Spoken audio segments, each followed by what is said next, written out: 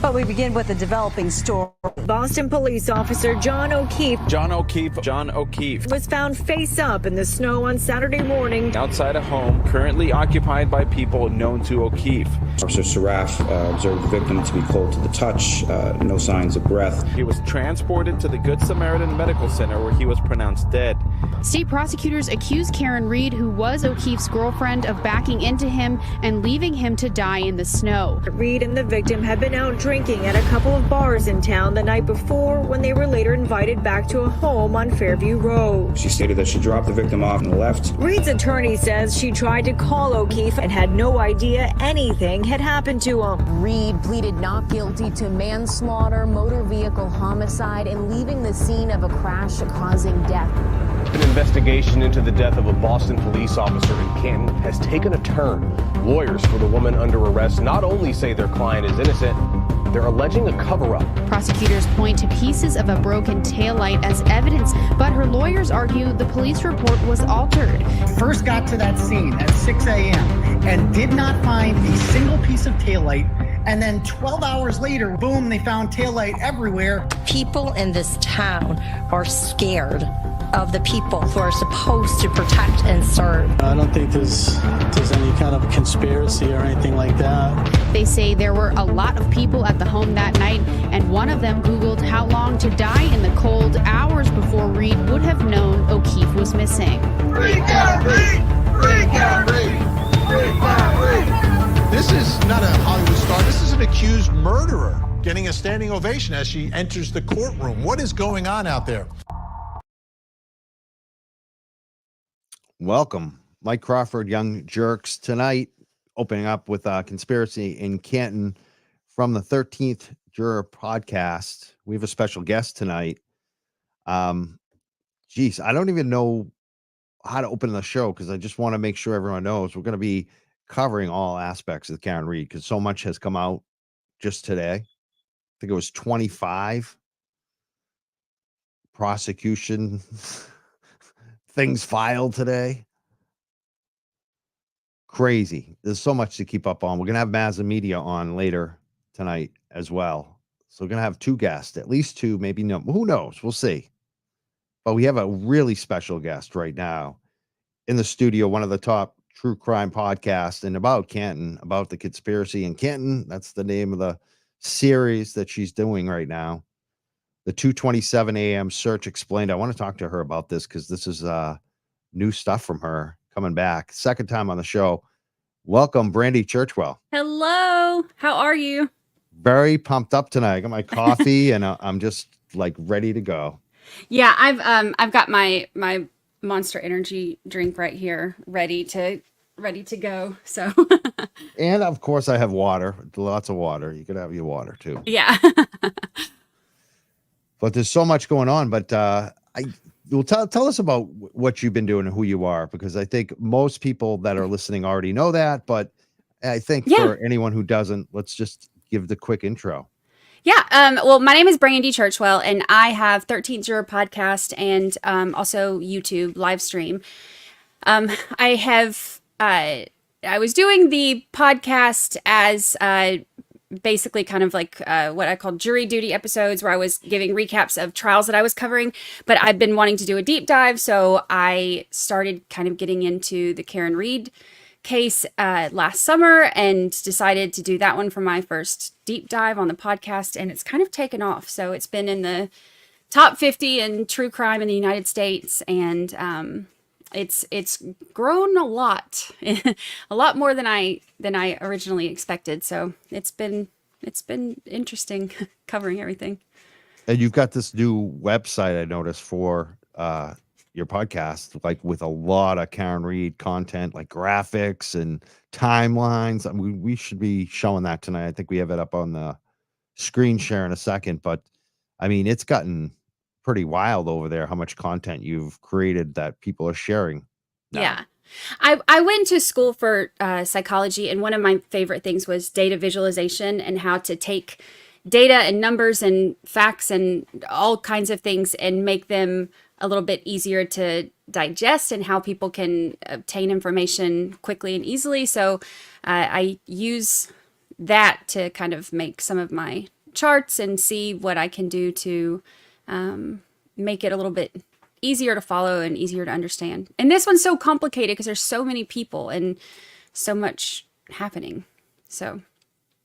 And also the timeline on your episodes. It's amazing how much work you've put into this whole series. You recently got some new things happen in terms of number of subscribers on YouTube, and you charted too, right, on your podcast? Yeah, I hit 17,000, I think, last week, I think it was, hit 17,000 on YouTube. And now I think I'm 100 away from 18,000, which is kind of cool. And then the podcast hit, I've been in the top 150. I broke in the top 150 in the United States a couple times, but I've now broken into the top 50, which is really cool. So my mom was just excited that I beat Nancy Grace. That was just her big thing. So, that's amazing. Wow. Yeah. So it's and I've hit the charts in some other countries too, but of course, it's, you want to see it in your own too. So it's cool that it's done so well. And I just saw the most women power show episode. I was watching this last night to get prepared. I'm I gotta be on my game, because you just did the Melanie Little show, right? Yes. Turning Melanie. What was that like? It's great. She's amazing. It's funny because she and I kept both hearing each other's names a lot. People would come in, and I'm sure you know how it is when you're streaming and when you're doing all these things, you don't really get to sit down and watch other streamers or other YouTubers as much as you want to. But when you hear the same names over and over, then you're like, okay, well, I've got to make time to check it out. So I kept hearing her name over and over, and she said the same thing. She kept hearing my name over and over. So she reached out and was like, hey, let's do a show. So we did. And I was able to finally actually watch some of her stuff. She's incredible. She's super smart. And I am not a lawyer. I love gathering facts and information and researching, but I am not a lawyer. So having her explain the legal side of things is, of course, a huge, huge bonus to watching her. And you've got a lot of fans here too in the chat. I've been posting some of their comments up. They're very happy, congratulating you for all those subs that you have on YouTube now. Thank you. Thank you so much. I appreciate it. I'm excited with how fast it's grown. It's been a wild ride. And you feature your dog too, right? Do you have one dog? How many dogs do you have? A lot, yeah. Just one, and she's she's walking around right now. You can see her. She's mad because normally when I finish streaming during the day, she gets to go on a long walk, and we didn't get to do that today because I had to do other things and get ready for this. So she's really mad at me right now. So she's kind of pouting, but it's fine. She'll get a long walk when we're done here. She knows she's gonna get some payback after it's over. Yeah, she's awesome. She's kind of like our emotional support dog too, because I stream trials and some of that stuff is really hard to hear. And so I have a Lucy cam where the camera is set up just on her and her little setup. So she gets to kind of provide emotional support for everybody during the tough times of the trials. Now they're starting to say that your name change is going to be from Brandi Churchwell to Chartwell. Yeah, I know. I need to make it official. Had I known that more than 2 people would ever see my first tweet, I never would have used my real name. But now it's a little bit too late. So maybe if I change it now before it gets any bigger, it'll help. Too late. You can change your name though, because I used to be Mike Can. I had a screen name because of all that stuff for years until it became people were trying to figure out who I was. It was funny, so I just said fuck it. Excuse my language, but yeah, I came out. But it's so fun. Let's talk about the thing that really got my interest when you recently came back on the 13th Juror Podcast with a bunch of episodes now. The big one was about this, the 2:27 a.m. search. Yeah. Tell us about that episode and what that's about for people who haven't listened to it, or anything you want to talk about that. So I had to take a few months off. I had some health issues. I had cancer in 2020, and I had stage 3B cancer, and have done great for a while, but something came up on my scan, so then I had to do some, kind of treatment, and had some issues, so had to take a few months off. Before I started to take those few months off, I had started looking into the 227 search. So there's so much time that went into this, and some of it is, starting in like September, and then, a lot of November, December, January, I didn't get to do much. And then when I picked back up, I reached back out to the programmer. I was like, okay, like explain it to me one more time, like I'm 5 years old. And so I started kind of picking up on it again. So the thing about this search is that it was the very first thing of this case that really caught my attention, because I'm one of those that, like, I'm not a conspiracy type gal. And so most of the things that I was hearing, I was like, well, you could, this could be explained this way. This could be explained this way.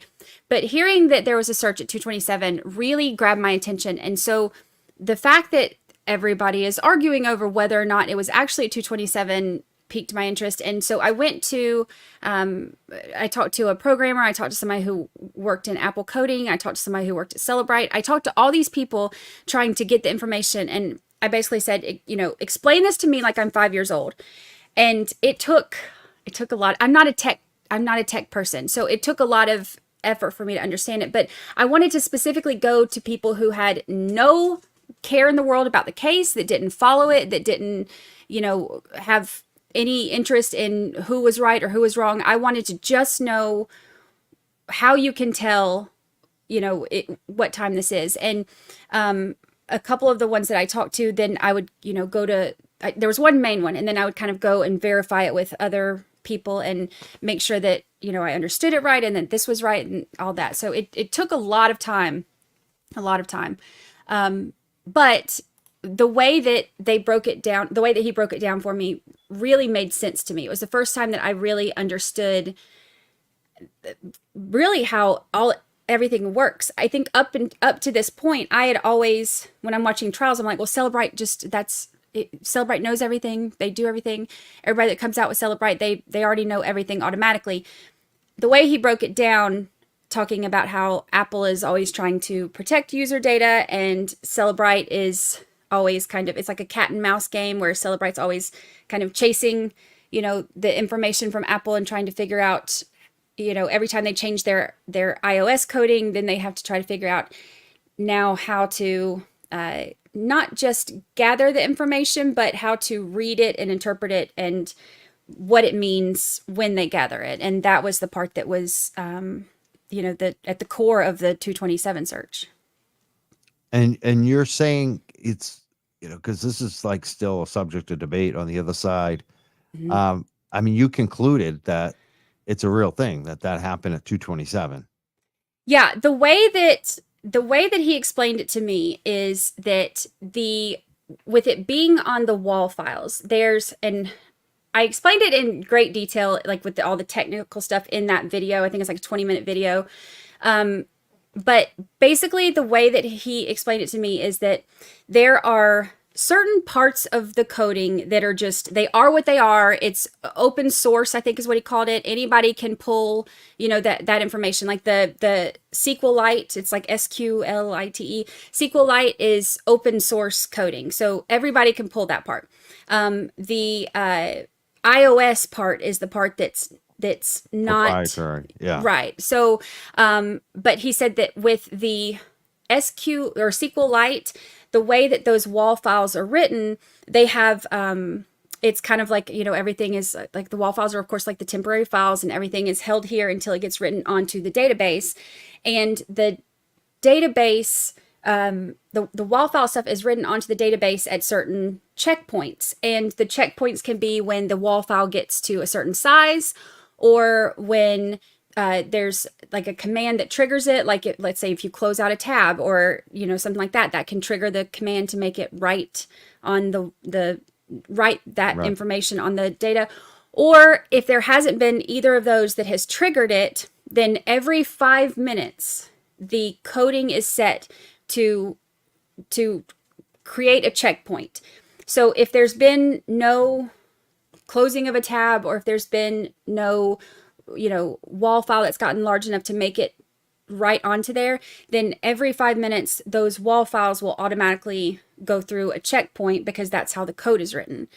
One of the things that he was saying was that the reason that it's not open for interpretation, like it's not like an expert says this and this expert says that. He said it's not really, it doesn't come down to that. It comes down to just the coding, because the coding is how it works, and it can't work without it being written like that. So he said that that's going to be the big, the big difference on being able to prove that that's why it happened at 2:27. Now, it looks like the prosecution is going to try to not allow any discussion of that at all. I mean, that's what their latest filing. What do you think about that? That they're not wanting to discuss. They're saying no third party defense. Wouldn't that be part of the third party defense? Yeah, but that's the thing, though. It's, it's hard because when you don't, let's say you take out the third party defense part, and then they're wanting to take out the internal investigation, and they're wanting to take out the federal investigation, and they're wanting to take out basically everything that works in favor of people questioning, just what they're presenting as their version of events. When you take all of that out, then all they can do is pick holes in, individual pieces of information, which is fine. It's what a lot of cases have to do. But I personally, it's hard because it's like if a jury is not going to be as open to acquittal unless they have another reasonable explanation in their minds, or if something else is presented to them that makes sense to them, so that they can say, okay, well, it's not just that this little piece of information doesn't make sense now. It's that here's this other theory, and this could have just as easily happened. So then they have to, acquit because there is another reasonable explanation. So that's a mess trying to keep that out, I think. Yeah. I mean, there's 25 of these that they filed today, and it's just like unreal. And like one of them was definitely not to talk about any of the police misconduct from the past, the civil suit against Michael Lank, and not to talk about the internal affairs investigation with the state police of the lead detective, Michael Proctor. So, I mean, it's the same crap. They just want to shut everything down, and all, that's what they're shooting for tomorrow, tomorrow's going to be a crazy day at 9 a.m. It's going to be crazy. I'm just like, wow. I mean, are you going to be watching this tomorrow? Are you streaming tomorrow? Yeah, I'm going to stream it. I am, oh gosh, I haven't even had a chance to look through all of the documents. I looked through some of them last night, and I have some of the other ones that I still haven't even had a chance to read through. I'm going to read through those this evening. But gosh, I saw how many there were filed from, because there were some from the defense, but there were a ton from the Commonwealth. And, some of them are expected, but some of them are kind of like the not wanting them to be able to present a third party defense. That is their defense. That's the defense that they have, have been talking about this whole time. So it's kind of trying to, and honestly, not being able to present that and trying to keep, if all of those are approved tomorrow, everything that the Commonwealth asks, if all that's approved, then I mean, that, to me, I'm not a lawyer, but to me, that takes away Karen's right to a fair trial, because I feel like the goal here should not just be a conviction. The goal should be truth, and, justice is fairness. And I feel like if you're setting everything up in order to get a conviction, as opposed to, getting all of the facts out there for a jury to make up their mind, then that's not justice. That's not, to me anyway, that's not what a fair trial is. I know it's crazy too. There's so much not to let them have their defense. It's just like, Going to be interesting to see what happens tomorrow. See how this judge handles this, because I can't even believe they're going to have a court, like they're going to start the whole thing on Tuesday. Like, after, how are they going to get through 25 plus 6? What is that? 31? They're going to get through 31 tomorrow? I mean, Yeah, I don't even, I don't know how. You know, normally the hearings have been pretty short. I could see the judge, you know, I know she's limited them on time before. I could see that happening again with, you know, with this, but I mean, even some of the stuff where it's, you know, they're wanting to bring up so they've decided that Karen is, you know, her motive is because they were fighting. So they want to be able to bring up, you know, her role in any of their fighting, but they want to limit her being able to say anything about anything that he potentially did. And look, and I'm not saying that he did or didn't do anything. I'm not saying that she did or didn't do anything, but even just stuff like that, it's like to me, that doesn't seem very fair either, to be able to say, oh yeah, well, we're saying that, you know, she was fighting, but you're not allowed to say, you know, why you were mad or what he did that, you know, or what you thought he did, even if you were wrong. Like, you know, you're not allowed to say any of that, but we're going to say everything to the jury about how, you know, you did this and this and this. And I feel like everything that was filed is, it's such a, it's trying to stack the deck, you know, trying to prevent, you know, any defense that they could have, and prevent the jury from hearing all the facts, which I think they should, you know, be allowed to hear. going to be interesting to see what this judge does, because if it doesn't go the right way, I think that people are really going to be upset locally, like for a long time. Like, it's just, if she doesn't get a fair trial. Yeah. I mean, even like, you know, I understand that there are people who truly believe that she is guilty. And there are people who truly believe that there's no way she's guilty. And everything is so split. I can't imagine a jury coming to a unanimous decision of guilt based on what we've seen, because they're, and this is what I have said to the people who are very like, she's guilty, she's guilty. What I believe is that no matter what you think might have happened, there is at bare minimum reasonable doubt. And that alone is enough to not, you know, run around screaming that she's, you know, she's guilty and she's a murderer and she's whatever. I think that even if it's just the smallest bit of reasonable doubt at this point, that's enough to where I feel like everybody should, you know, have an open mind to hear all of the information that comes out and be able to, you know, make your decision based on that, and not just, you know, well, you know, Wendy Murphy said it on Twitter or whatever.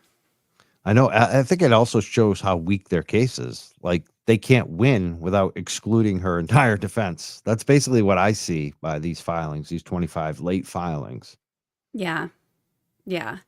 It's going to be interesting. And I know that, you know, we haven't heard everything. There will be more that comes out, I'm sure, you know, on both sides, but to try to limit as much as they're trying to limit, you know, in things that are actual, I mean, things that are actual issues. This is not just, yeah, I mean, and think about the other cases that we've seen. There have been officers where if they're involved in some kind of internal investigation or something, that goes directly toward their credibility. And that is generally presented to the jury so that they can know. And it's not done in a way that's like, okay, everything that he's about to say is full of crap, but it's done in a way to be completely transparent so that the jury can decide, or the jurors, each of them individually, can decide for themselves how much weight they want to put on that testimony. And if they're going into this thinking, these are the, you know, investigators, these are the ones who are giving us the information, and everything that they say is fully reliable, and they're not allowed to know any different, then that's a problem, because they're automatically going to give more weight to that testimony when they don't know the whole picture. And if I were a juror and then I found out that there were other things that I wasn't told that were, that could have made a difference, and if I either convicted or acquitted based on not having all of the information, I'd be pissed. Absolutely. Especially in this case, like there's so much information that people should know about in this case. Like it's, you don't allow the defense to even present it. How can the public ever know? Like, right. We want a fair trial. We want to see if, which way is this going to go if you really present all the information, not to hide information. It's not a win if you hide information. It's never going to go away. The stink is always going to be on this case if they don't air out. So hopefully the judge rules the right way on this. Tell us more about your latest episodes, because after you did the Google search that we were just talking about, you've also covered a lot more on the data. What are in some of your latest episodes? The last episode that I did, I went through some of the other evidence. So a lot of my first episodes, I went through kind of, because this case is so complicated, I went through the first ones as kind of how things were in the beginning of the investigation. And based on all of the court documents that were, available within the first, maybe, I can't remember, 6 months to a year, whatever the first main chunk of everything was. And I went through all of the inconsistencies, the timeline, the issues, kind of how the third party defense started, where it originated from, some of those things. I spent a lot of time on the inconsistencies in the statements and in the timeline, like the things that were happening in the timeline. So once I got through that, then I went through my last episode was on the other information. So the hair, the human hair, non-human hair, is it hair? All of that stuff. I went through all of that. I went through oh gosh, what else was there? All of the DNA arguments. I talked about a little bit about John's clothing, the solo cups. I talked to Dr. Kenneth Kinsey about the injuries for John as well, which is going to be on the next episode. But I kind of tried to go through some of the other arguments, and I've been very careful about the way that I'm presenting information too, because I don't want to tell people what to think. I want to present the information from both sides and let people make their own decisions. I have said things that go directly against the defense's theory, and I have said things that go directly against the Commonwealth's theory. And what I have noticed is that even when I say things that go against the defense, I still, and this is just my personal experience, I know this is going to get clipped and spread all around, and God forbid, everybody ban Brandi, like cancel Brandi. But the Free Karen Reed, side has, even when I've said things that go directly against the defense, has still been very accepting of everything that, I'm putting out and saying, oh, thank you for researching this. Thank you for looking into this. The Karen Reed is guilty side has not. I have gotten some nastiness, coming from that side. And it's crazy because I've made sure in the podcast to present both sides. I have both theories. I have the holes in everything that I've found, and I present both. But I have noticed that I am not well liked.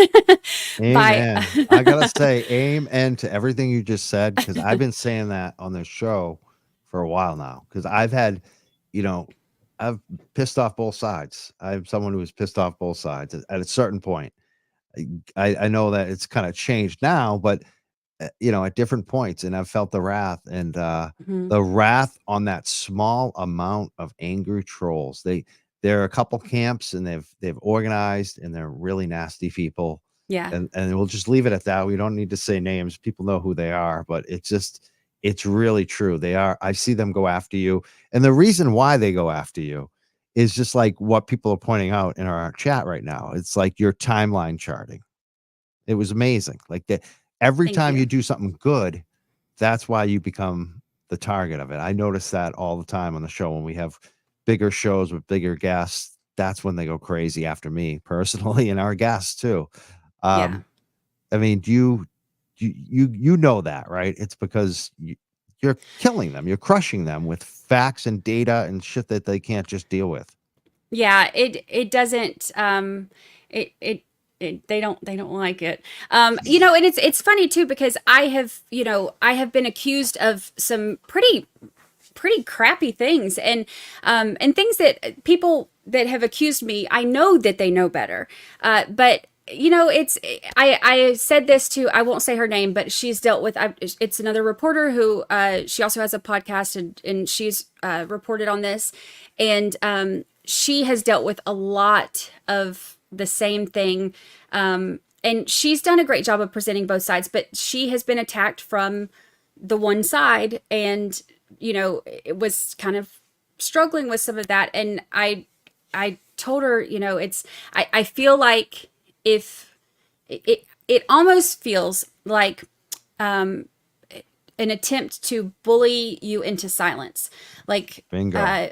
you know, if I attack you enough, then, you know, and try to, you know, go after your character and who you are as a person and say that it's in the name, you know, I'm doing this in the name of John O'Keefe, then it's going to, you know, prevent me from pointing out all of the discrepancies and all of the issues and all of that. And anybody that has ever watched my channel can tell you I am very victim oriented, but I am also very truth oriented. And there's, you know, if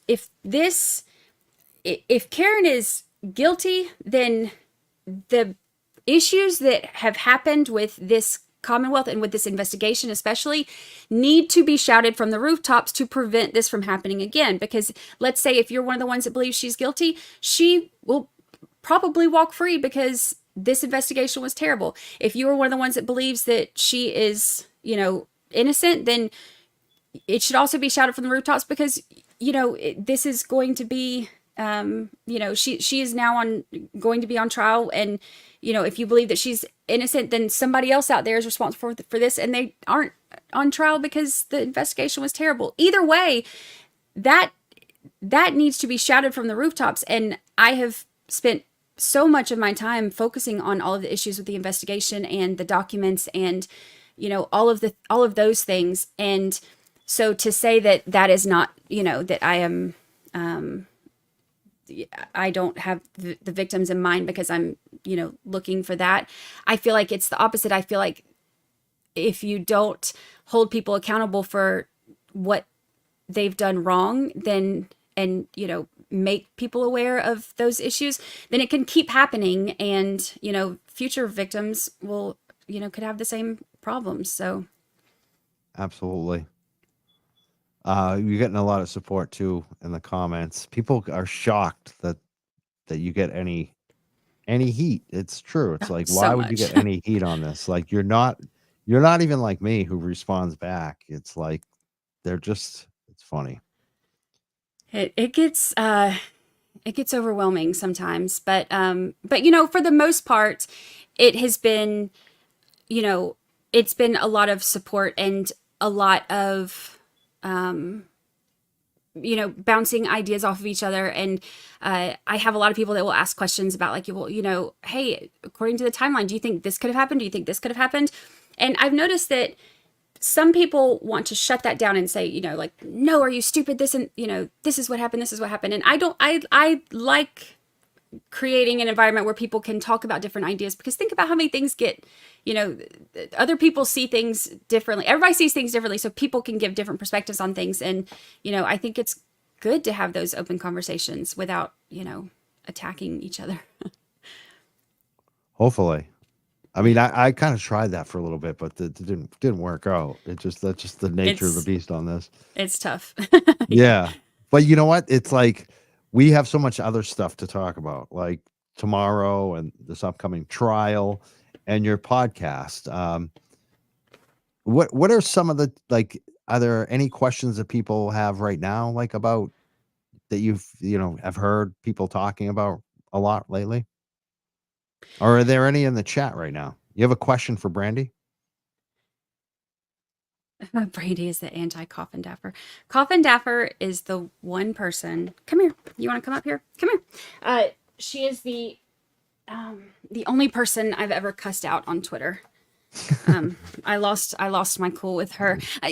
My credibility and it matters to me a lot. And when she called that into question over and over, and then gave me a bad review on my podcast that she hadn't even listened to, and then tell people that I'm a terrible podcaster, but then also told people she'd never heard of me.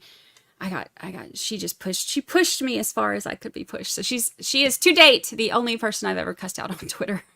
Really? Yeah. I remember seeing that too. Like that, I remember, her going after you and stuff. Yeah.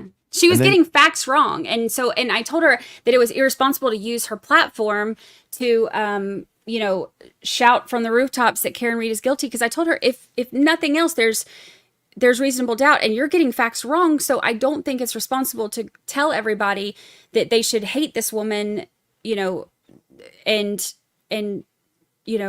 these tens of thousands of people who follow you, to tell them all that she's guilty when you don't have the facts right. Yeah. Exactly. So we had a question here. Someone wants to know if the defense is going to use your materials, Brandi, and can they use your materials in the court case? They are more than welcome to. I have had my stuff entered into evidence in a trial before, which is kind of crazy. But I in the Alex Murdaugh trial, I had my research and my chart was entered into evidence for that one. So they're welcome to. It is really open. That happened in that trial. That was the big one, right? Alex Murdaugh. Yeah. Was the politician with his family and his son, right? Yeah. Yeah. When I started putting things together, I found a couple mistakes that SLED had made, and then and those, it was on the step data, and then those mistakes ended up making a big difference in a key time frame. So I put it all together, and Mandy Powers Norrell is she works or had worked with the Attorney General's office. So I got the information to her, and she got it to them, and they entered it into evidence. That's pretty amazing. Is that Lucy there trying to? Yes. Come Yes, she is. She's going nuts. You want another treat? Here. Give her another. Yeah. She's very needy, Oh, she should be. I love little needy dogs that want their people. She's funny. There you go. So we're getting a lot of comments in the chat. If you have a question for Brandi, people are now they want to know about your dog breed. What breed of dog? She is a Yorkie poo. So she's half Yorkie and half miniature poodle. So and she's hilarious. She's like our little 13-year mascot. So So Brian, the attorney, Maria, he's got a question. He says, Brandi, can you cover the timeline 1220 to 1240 and how much crime time was left after Ryan left the scene? Yeah. So, that time frame is crucial. So if on 13thjurorpodcast.com, on the main page, I have the main timeline is like an interactive timeline that you can kind of scroll through. And I did a separate one specifically for that time frame, just because that one is so crucial. There's some issues with this, and I had gone over in one of the episodes before they had abandoned the 1225 is the time of impact. I know they've abandoned that since then. I think I haven't seen it in the document since then, but part of that whole reconstruction information that they had done, they're opining on all of that was based on the step data and all of that. So if you click on home up there and then scroll down, that's the main one. Scroll down a little bit more. That one, the crucial minutes, that's the timeline. So that one has everything kind of broken down. This part's so there's some conflicting data in this, which is why I think there's so many issues with, the interpretation of some of the information and which is more reliable and what's not. So the 80 steps and the 3 flights of stairs that were recorded are one of those things that I did a lot of research on that to find out how reliable that is. And from everything that I could tell, and I put the links to the study on the website and everything too, so you can, anybody is welcome to look at it and kind of see what I based it on. But everything I could find said that the step data is really reliable, but the distance and the timing of the steps is not necessarily reliable.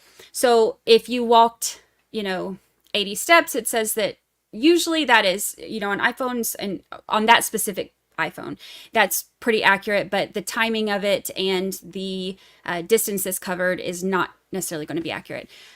So I have in that chart right there, it shows the Apple Health data with the 80 steps and 3 flights of stairs. And then, of course, that's the same time that Proctor and Guarino's report says that they are driving through the neighborhood. One of the things on the Proctor and Guarino report that I think it's important to me anyway, but just because it's part of the facts, the information that they used to do that, they manually plotted those data points. And I am not saying that they did it wrong. I am not saying anything. I am just saying that they are manually plotted data points on, an app on the phone. So I think a lot of what people have seen from that report that they had was they were thinking that came directly from like a Celebrite or something like that. And that's not what those were. So I think that that's something that has been confused a lot. And I just feel like it's important to mention. But those two pieces of information, of course, contradict each other. So it's kind of going to be open to interpretation for each of the jurors to decide what they find more reliable, I guess. And then that 12:25 time of impact was based on them saying that was the last time that the phone showed movement. But of course, there were steps recorded after that from 12:31 to 12:32. And there was the phone call that shows answered from Jim McCabe for whatever it was, 8 seconds or something like that at 12:29. So there were things that go against that 12:25 time of impact. And also you can see like the little green bracket, Ryan Nagel was in that truck behind Karen at that time. So that whole, reverse 62 feet and hit him and then keep reversing and then drive off. There's no possible way that could have happened the way that they said it did in that, in those documents with Ryan parked right there behind her. So he said in his interview, I think it was from his interview, that he pulled in right, they pulled in tandem behind Karen and John when they pulled up. He says that they were there for about 5 minutes. So that would make the estimate of the time that he left around 12:29-ish. Of course, we don't know the exacts because of it's just his estimate, and also his estimate on what time he got there was way off. So we don't know exactly, how long he was really there. But if they do have, any kind of cell phone information from any of them in that truck that could narrow that down a little bit, I think it could tell us a lot more. But those 36 steps were recorded after the estimated time when he would have left. And then, of course, Karen, the latest that she could have left to get home by that 12:41 voicemail would have been, 12:35-ish at the latest. So I saw Brian's question was, would there have been time for something to happen to him from the time Ryan left, after, and I mean, based on just what we know, potentially there could have been. Absolutely. I mean, you're showing the steps right there, 1231 to 1232. Yeah. And there was I have the note in there too. She said that she saw Karen's SUV at the opposite end of the yard that the trooper's report shows that it was. So she said that she saw them parked by the driveway at that time, which I say she said, according to the document, she said it. Nothing was recorded, so we don't know if this is her saying this or if it was, another one of the police or, whoever messed up all that stuff. But to say it was by the driveway is very specific, of course. So, that was another one of the inconsistencies. There are so many inconsistencies with all the statements. And I love the charts because it just, for, a lot of us, it's so easy to see it plotted. Yeah. Yeah. And it means a lot to see it just plotted right there. It's very simple. And if you scroll over everything, I kind of break down the different time frames too, and go over the specifics of what is going on during those times, even to where they're turning and all of that. So those manually plotted points that Proctor and Guarino did on their report, I even have I put those on a map and showed, where those are. That's a copy of the study. There's a link to it that talks about the accuracy of the step data. And then those are the time of those data points that were marked. And also there, this is one of the important things too. There's a U-turn, or not a U-turn, but a reverse direction where they missed one of the turns. And when they missed turning onto Fairview, and she put it in reverse direction to then go back to Fairview to turn because they were lost. She didn't know where she was going. And I think that's important too. And I think it's one of those little details that a lot of people miss. But there has been talk about the Lexus showing that the car was put in reverse, but there's never been a timestamp associated to it that I've ever seen. But that would have been a reverse direction, when they missed Fairview. So that's something that I noted on there too. There it is, right? Yeah. Oh, here's the reverse right here. Yeah. Yeah. Which is why they were coming from that direction when Ryan Nagel was turning on at the same time. And then that's the time, according to the plotted points, that they said that they arrived. And I have at the very bottom of it, it's hard to see on the screen because I've got it kind of small, but you can see under each of the little pictures, it has the issues with each individual part. So it'll tell you, if I have something on there, this is what the information is showing, but then there'll be the issue saying that one that says it contradicts the Apple data health time. So any of the contradictions I have specifically listed so you can kind of see everything. Click on it. Yeah. It's very cool. This is awesome. Yeah. Yeah. I didn't even realize that you did it this way too, where you can just click on it and go across. Yeah.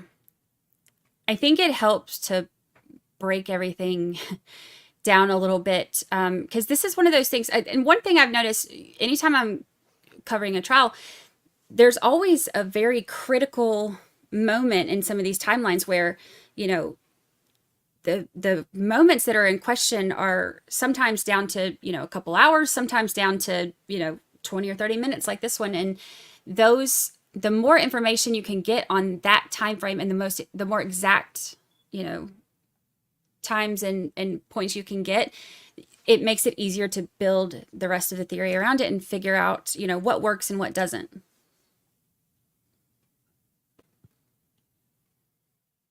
Yeah, those are the data points that show where Jen McCabe said that she saw Karen and John parked, and then where the data points actually show that Karen and John were parked. Based on John's phone. And then that's the impact per the Commonwealth's theory about the which, like I said, I think they've ditched that one now because it didn't work, but they tend to do that. Oh, that is the steps, the blue, and all the text messages. So you can see that Jen's kind of blowing him up at this point. Jim McCabe is blowing up John's phone, and the steps show from her, and I have them specified. You can see like the taller pink is the watch, and then the other one is the phone. But it has the steps and kind of give an idea of their, the action and what's going on as she's calling him and blowing him up. And then the call, again, the answered call contradicts the Commonwealth's theory on that one too. 8 seconds, 8-second call. Yeah. Yeah. So it's, I normally in most trials, I look at it and I'm like, the data doesn't lie. We can look at the data. But the problem with this one is there's different interpretations of the data. So it makes it a little bit harder to, when there's conflicting data, it makes it a little bit harder because there is going to be a margin of error in some of these things. And in some of them, there's not, the times that the phone calls happen and things like that. But with, the step data and the GPS points, there's a margin of error. And because they contradict each other, it's kind of going to come down to, what each juror thinks is more reliable. And then that's all the things that support the Commonwealth and the things that support the defense on their theories based on just these time frames. So like you said, you're showing the both sides on this. Yeah. But that's not enough. They still have to get all mad at you and attack you. And it's crazy. I want to thank you for coming on tonight and sharing all the content. Again, the website, we have it. I think we're sharing it in the comments, but I'm going to put it up on the screen so people know. It's 13thJurorPodcast.com. You can see all this information, and you got all the podcast episodes. You got write-ups on everything. It's an amazing. Everyone should be sharing it, checking it out. Yes, thank you so much. I appreciate it. I'm going to stay in. I'm not going to be on camera anymore, but I am going to, because I got to walk Lucy, but I'm going to put my headphones in so I can keep listening. Awesome. So I can. And you have YouTube. How do people find the YouTube too? Because that's the big thing. I know that you just got a lot more subscribers there too now, but you're on Spotify everywhere. People can find you there on podcasts. But what is the YouTube too? It's youtube.com/@Brandi Churchwell. So it's just my name. And I've got the podcast is on there as well. I've got the playlist on there. If you would rather listen to it there than Apple or Spotify or wherever else. But all of that stuff is there. And then with each of the podcast episodes, I try to add some information to the website too, with different pictures and, charts and kind of visuals to help break everything down, because with this one being so complicated and there's so many people involved, I know it helps to have visual aids. Absolutely, it does, and it's been so helpful. Like, people have been sharing those around everywhere. Are you amazed like how far they get shared? Yeah, it is. It's crazy. I I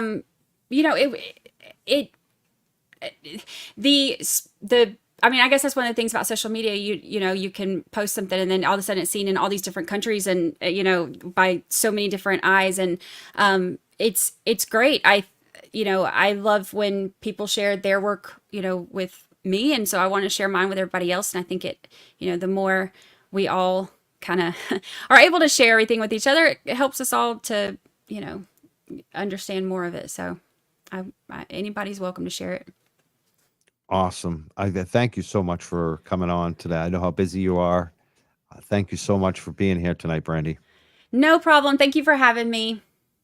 Awesome. We're the Young Jurks. We're going to continue on. We're gonna thank you so much, Brandi, again for being here tonight. check her out. Brandi, you should, follow her on Twitter, follow her on YouTube. I'm sure she's on Instagram. Find all you got the website. It's right on the screen. I'm going to put it on the screen again so people can see it. Brandi Churchwell, thank you so much. 13th Juror Podcast.com. She's amazing. I mean, that was I love her podcast too. I listen to it a lot. She talks about that too, like how none of us have enough time. It's true. Like, I haven't listened to all of her episodes. I want to, but I do listen to her. It's like even people I want to listen to, I just never. My girlfriend says I listen to too much of that stuff. And she's got a point, and I can't keep up with it because there's so much stuff that I like to listen to and watch. And Brandi's definitely one of them. Thank you so much, Brandi, for coming on tonight. Again, 13th Juror Podcast.com. She's on Twitter. She's on YouTube. Definitely follow her on YouTube. She's going to be streaming tomorrow. We are too. Everyone, I think, is going to be streaming tomorrow because it's going to be a crazy court day starting at 9 a.m. I'm going to cue this up. Let me just fix up the screen here 1 second because I got my dude here. I got my next guest here. He's waiting. Let's just make sure we get everything all set up. 1 second. Yeah, this is happening tomorrow. Court hearing. I also want to make sure that I'm thanking people who have been donating. We got some Venmos coming in. Hold on 1 second, too. And we got some new members. I want to thank Jimmy H for joining our membership on YouTube. Stephanie, she just gifted 5 Young Jurks memberships. Thank you so much. 5 new people are going to become members. She just became a new member as well. Sully P7777 just donated $9.99 super chat. Thank you for the super chat, Sully. And he said, thanks, Brandi. Thank you, Brandi. Again, Brandi Churchwell. Check her out. 13th Juror Podcast. Let's bring up the next guest. My dude's back. Mike, good evening. How are you? Thanks for having me back on. That's that voice that I love, that everyone loves on the show now. It's just become a thing now. People are just jonesing for it. Oh, yeah. I appreciate that. All the comments everybody's been telling me. That's awesome. I don't think much about my own voice until everyone starts commenting about it. I'm like, all right, excellent. I feel good about myself now. That's great. Keep the compliments coming. Isn't that funny? Because I've always hated my voice, and people give me compliments on my voice, which is funny. Like, it's just, and you get the same thing, like even way more. Like, it's I don't even have to say your name. Just I know you're gonna like speak, and people are gonna know. Mazza Media is here tonight. Right, exactly. I don't even like to listen to myself when I play back some of my videos that I either do or when I'm on the show. I listen to it for like 2 minutes and I'm like, I don't know. I just hate to listen to my own voice sometimes because it's kind of like a natural thing mentally. You hate to listen to your own voice sometimes. So yeah, here comes Half Hammer again, my man in the comments with the Dr. Drew comments again. I see you, man. Yeah. And so good for. I mean, Dr. Drew. I don't like the guy, but you got to give it to him. So yeah. Maybe it's his voice that has kept him on the air for so long. Right, but exactly. you like, it's just for myself, listening back to the tapes and the podcast that I used to do way back was like very instrumental for me, like very helpful to become like a better host and all that. But I don't think you need it. I think you're one of those rare people who doesn't even need it. Like you're just that good. Exactly. It just comes naturally, it's just one of those things. I got that natural voice. So, and I will take the compliments, just like and not just the voice too. You got this thing. You're knowledgeable. You got a good everything. Like you got the voice and humor. Someone said. The voice that's for sure. That's for sure. Yeah, I'm always coming up with some funny things to say all the time. I got a great sense of humor, so I'm always coming out with something funny when I can. So that's for sure. Yeah. Oh yeah. Oh man. Yeah. Go ahead.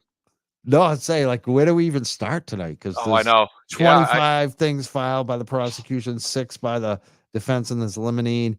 You got the new thing that came out from the motion to dismiss just got released. I mean, there's so much to talk about, so much paperwork. I don't even know how we can cover it all. Where do you want to start? What do you want to say?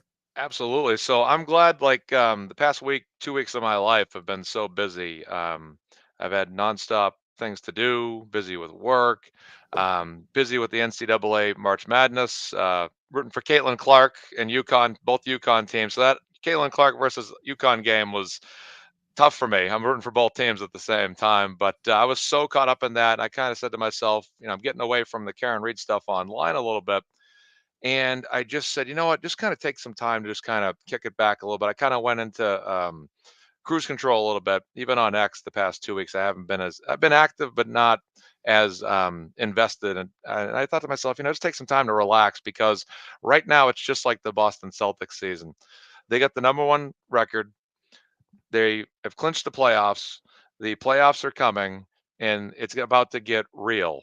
And usually that's around the time where you start to see players rested a little bit, and it's kind of the same thing here for me. I kind of said, you know what, rest up a little bit, kick back a little bit, because if you don't do it now, I don't want to get burnout coming into this. So I'm kind of freshened up right now. Really, the past 2 or 3 days, I've started to kind of ramp up again with my interest, and I'm like, okay, because it's going to be playoff time soon, and that's going to be in the form of this trial.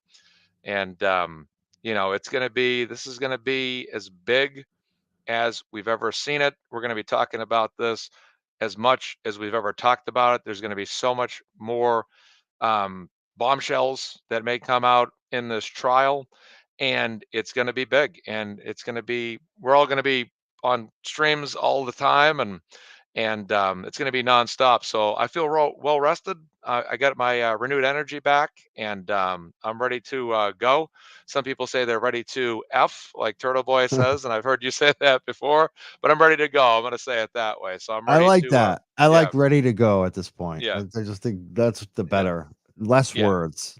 Yeah. Ready to rumble. You can go with ready to rumble. Ready to rumble's good. I'm ready to rumble. I'm ready to grapple. Yeah. I'm ready rock to and roll. clash. Yeah. Rock and roll. Oh man. But it's going to be big. So this is the thing. I took a note while you and Brandi were talking, and Brandi did an awesome job. She's a great woman. And Brandi's just another example of someone with great character who has great knowledge, and her websites and slides are absolutely phenomenal. And I wish I knew about those a little earlier, because I favorited that website so fast during this show, because I'm like, I'm going to go through that a little bit more thoroughly. But she's just someone has her, viewpoints, and has made her own decision. And again, just with people coming after her with the backlash all the time online, and we've all seen that. And I have to say, this is really their last gasp for all the trolls out there. And I think a few of them have already been whiplashed pretty hard by basically all the facts that have come out. And for one of them, with Turtle Boy getting a restraining order on that individual recently, has quieted down a little bit. And really, how can you not say Lauren De Laguna is not your hero after she basically asked Kevin, what did the 5 fingers say to the face? And she said, slap. No, she didn't really say that, but essentially, in essence, that's what happened. And that was amazing. They're all turned out about Lauren De Laguna.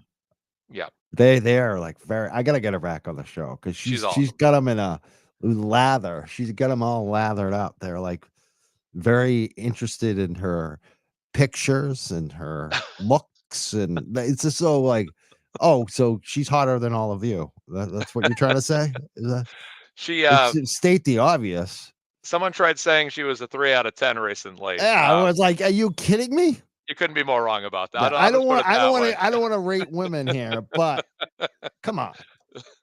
Yeah, she's a very wonderful woman, and there's a reason why they're so mad.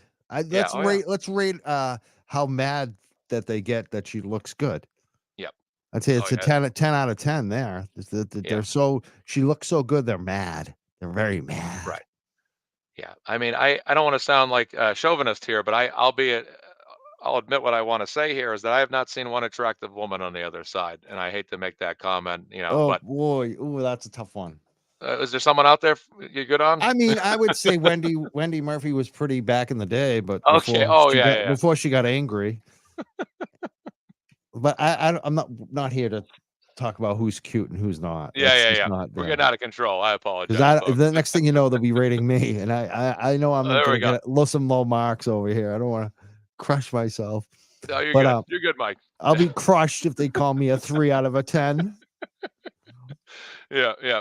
No, that's funny. So no, but I gotta say this is that one of the great points Lauren made when she debated Kevin. This is one of the things I wanted to talk about because Sean McDonough has been talking about the taillight nonstop, and I just agree with him so much that it is in essence just one topic that you can look at in this whole thing and make a whole case for her innocence just off of that. And Lauren said in her debate with Kevin last week, she said, not only is that taillight intact, it's maybe nothing more than cracked. But one of the things I never thought of was a detail that she said that I think needs to be highlighted again was when Lauren described why the taillight was intact. A lot of people are talking about the casing and whether or not it's intact, whether or not it's cracked, whether or not it's shattered or not, all that. One of the points that Lauren made that I thought was absolutely stellar was she talked about how the taillight was glowing red. And if that casing had been in any other situation but cracked or whatever, it would not be glowing red. And Kevin repeatedly kept debating her to the point where I think I posted in Lauren's comment section, the taillight's intact, Kevin. It's glowing red. I'm like, come on, man, because it's intact. And they, Michael Proctor is not Oprah Winfrey as much as he'd like to be by handing out taillight to everyone. You get some broken taillight and you get some shattered taillight. You all get shattered taillight. You just don't. It's so ridiculous that the evidence is overwhelmingly in Karen Reed's favor.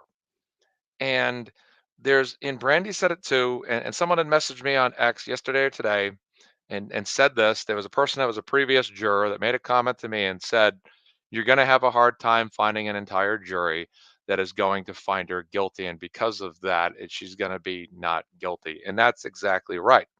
I think personally, it's harder to prove that she's guilty. Excuse me. It's hard. Yeah, it's harder to prove that she's guilty than it's harder to prove that she's innocent. I thought I was going to misword that at first, but I said it right. It's harder to prove that she's guilty because the evidence is on her side. And all we've seen for months is this verbal back and forth from some of the folks on the other side that think they're so right, like Boundless Millennial, who I did not vote for over Plevin and Ratchet Madness, if you're wondering, who just think that this woman is perpetually guilty. And it's just not true. There's so much out there when you can literally just sit there and say, like Sean McDonough, if I can sit there and just say, I can prove that she's innocent off that taillight alone on that security video, then you're good. And I can prove she's innocent without using that. I can use Apple Health data, Cellbrite data. I can go in whatever direction I want. The fact that Michael Proctor is friends with the McAlberts, it's documented in wedding footage. And I always was very certain he was close with that family, but never more than when Turtle Boy released that article that showed that wedding footage from several years back with them all in the same exact wedding party. And Alan Jackson, the attorney for Karen Reed, made a point. This was not a wedding that they both attended. They were in the same wedding party, specifically wedding party. These people know each other.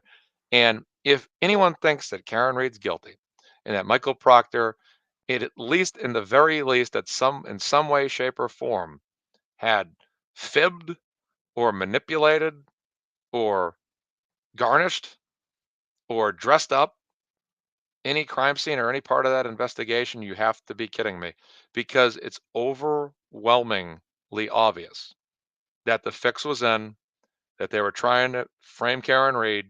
And if you're a thinking individual, that's not, I just, as a two-way thinker, I'm college educated. I've taken marketing classes, advertising classes, political classes, everything known to man that I could possibly take in college for media and all that stuff. Introduction to mass media, all these other classes I took. Psychology courses, sociology, all this stuff I took in college, okay, as a part of my time in college. And you get taught all this stuff that, you learn that you never, maybe would have not learned anyplace else, or maybe you can, and, maybe it's on YouTube, I don't know. But you get taught a lot, at least in the school I went to, that you need to look at things from both sides. You need to sometimes take yourself out of the equation and not always go for what you think initially, but also look at it from like, okay, I think she's innocent, but let's look at it from that perspective where let's just say Karen Reed's guilty. Let's try to investigate it and think through this and try to, I remember when a specific conspiracy theory came out about a specific topic that was in a major event in the United States in the mid 2000s. It happened in the early 2000s. It was mid 2000s. And I read all about it and I looked it all over and I had one thought, then another thought, then I just kind of wiped it under the rug. I won't get into what that is. You can piece it together. But, that was an example of two-way thinking. You have to look at it from A or B. Okay, you are presenting something to me that suggests that she is guilty. You're presenting something to me that suggests she is innocent. Okay, well, let me look at this and identify and examine what I think and what I believe. And, you know, I've done that, and I did that very early on. And there was times where, I've never had a point where I ever thought she was guilty. I never had a point where I ever thought she killed him. But I did have points where I questioned it for the reason not to question her because of doubt, but to examine it objectively to determine that is she truly innocent? Okay, and I'd always go over it, especially in the early months. I'd always kind of re-examine. Okay, let's just think back again. Do we think she's still innocent? Do we think that there's any reason why what the people on the other side are saying is true in any way, shape, or form? And the more and more I looked at it, I'm just like, no, no, they're not. This is not true at all. I mean, it's just, they like to say to you, if you don't think a certain way, then you're not objective. Well, are you being objective? If you're out there saying that Karen Reed is guilty, are you also out there looking at it from the perspective that she may be innocent? And I just don't understand.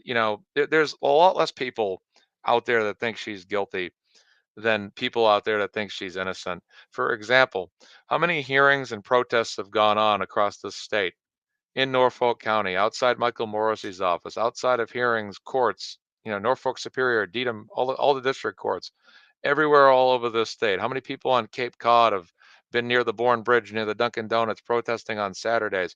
When do you ever see anybody out there in mass gatherings saying Karen Reed is guilty and counter protesting the Free Karen Reed movement at court? You never see it. And Turtle Boy said yesterday when he was at the Red Sox game, X isn't real life. And it goes back to the point that a lot of people on X are just very few, and they're operating many, many accounts. And they're coming after people and trying to make it seem, there's 5 people up on that hill screaming that Karen Reed's guilty, but they're making it sound like there's 5,000 of them and that they're equally balanced with us. They're not equally balanced with us. And that was proven during the police audit. And, just the overwhelming need in that town to vote against those police. And I just personally feel that I don't understand how anyone can logically come to any conclusion that this woman is guilty. And if you do, and what's interesting too is you have people out there that are some of the on the forefront of saying she's guilty, and these are people that initially believed that she was innocent or suspected that she was innocent, and suddenly at some point in time, had flipped. And there's many people that have flipped. Most of them, it's just because they got upset Yeah. that Turtle Boy made fun of them. That's That right, was most exactly. like Kevin and some others, but Yeah. we don't need to go through them all. Yeah. But I think the big thing I want to talk about right now is tomorrow. I got it up on the screen. Sure. This is a huge court hearing tomorrow. This is gonna determine what gets suppressed. This is what both sides are asking for. There were 6 motions filed by the defense and 25 apparently by the prosecution. And like I've looked at some of the prosecution ones. Obviously, none of us have had enough time to look at all this stuff yet. Mm-hmm.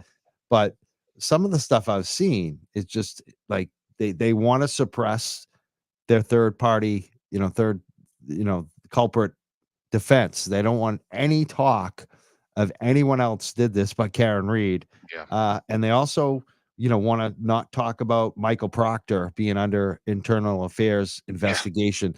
They want to stop. They don't want to talk about Michael Lank and his civil lawsuit. They don't want to talk about any of that stuff. Does that show their desperation? But at the same time, is it scary? Because what if this judge actually says yes to all this? Yeah. With Auntie Bev, she'll take their side 10 times before she'll consider Karen Reed's side and the defense's side once, and that is definitely scary.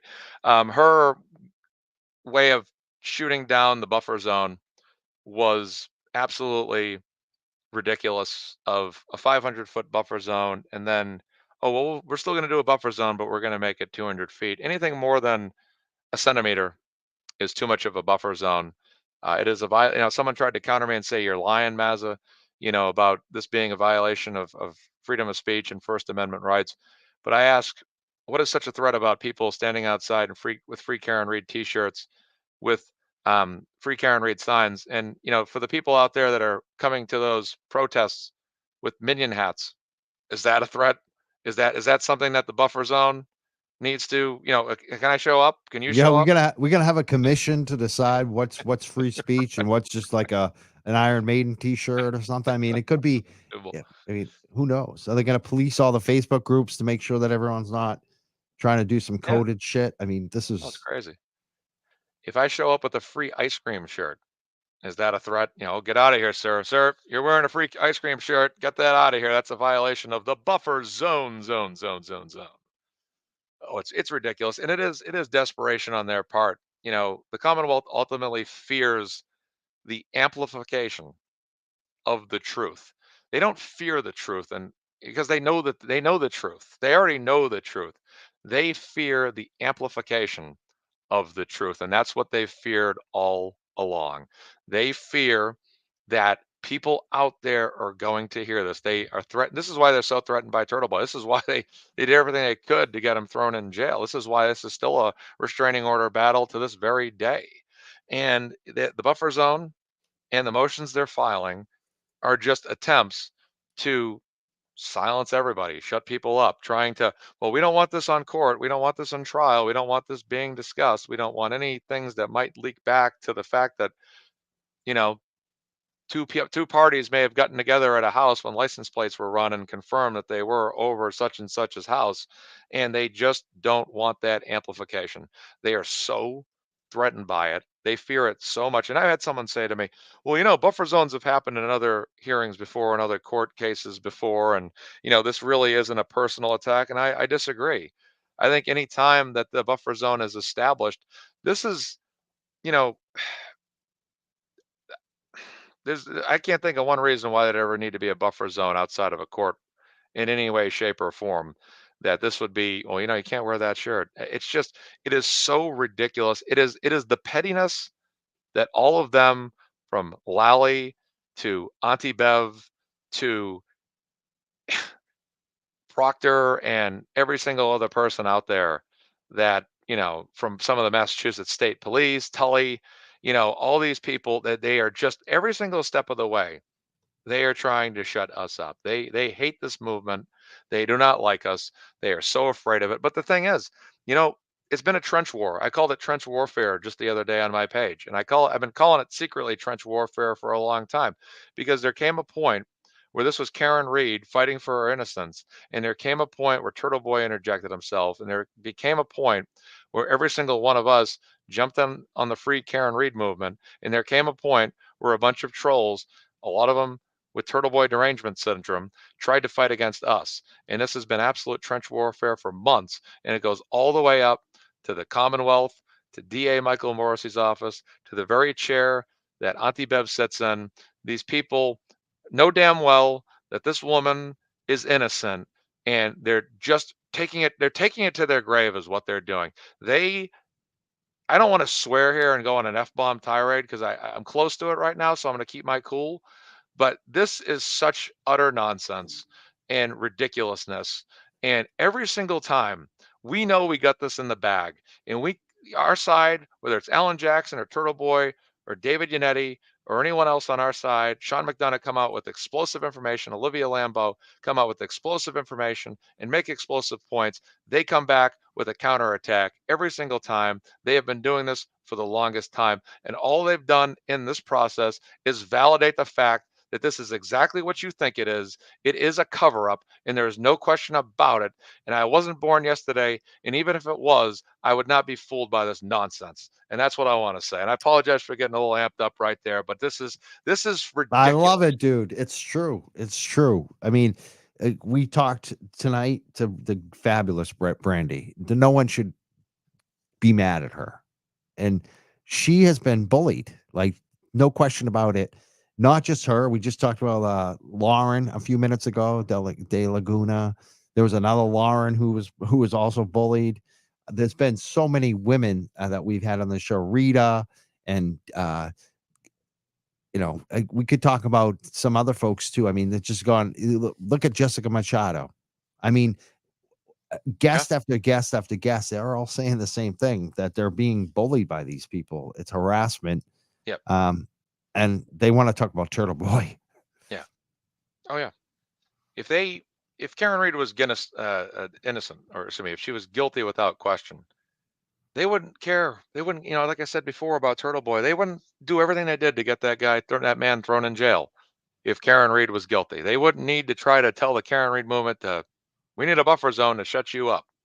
They wouldn't come out with all these motions if they didn't, they are, the fact that all these motions are coming out this late before the trial is to me, I think the last time I might have been on this show, I said that I felt that this trial wouldn't start in April. It's already been pushed back once, and I still believe it very possibly could get pushed back again. And there was a conversation piece that you and Brandi went over, and you commented almost verbatim. You said, wow, there's about 31 motions that are on the table for tomorrow. How are they going to get through all of those?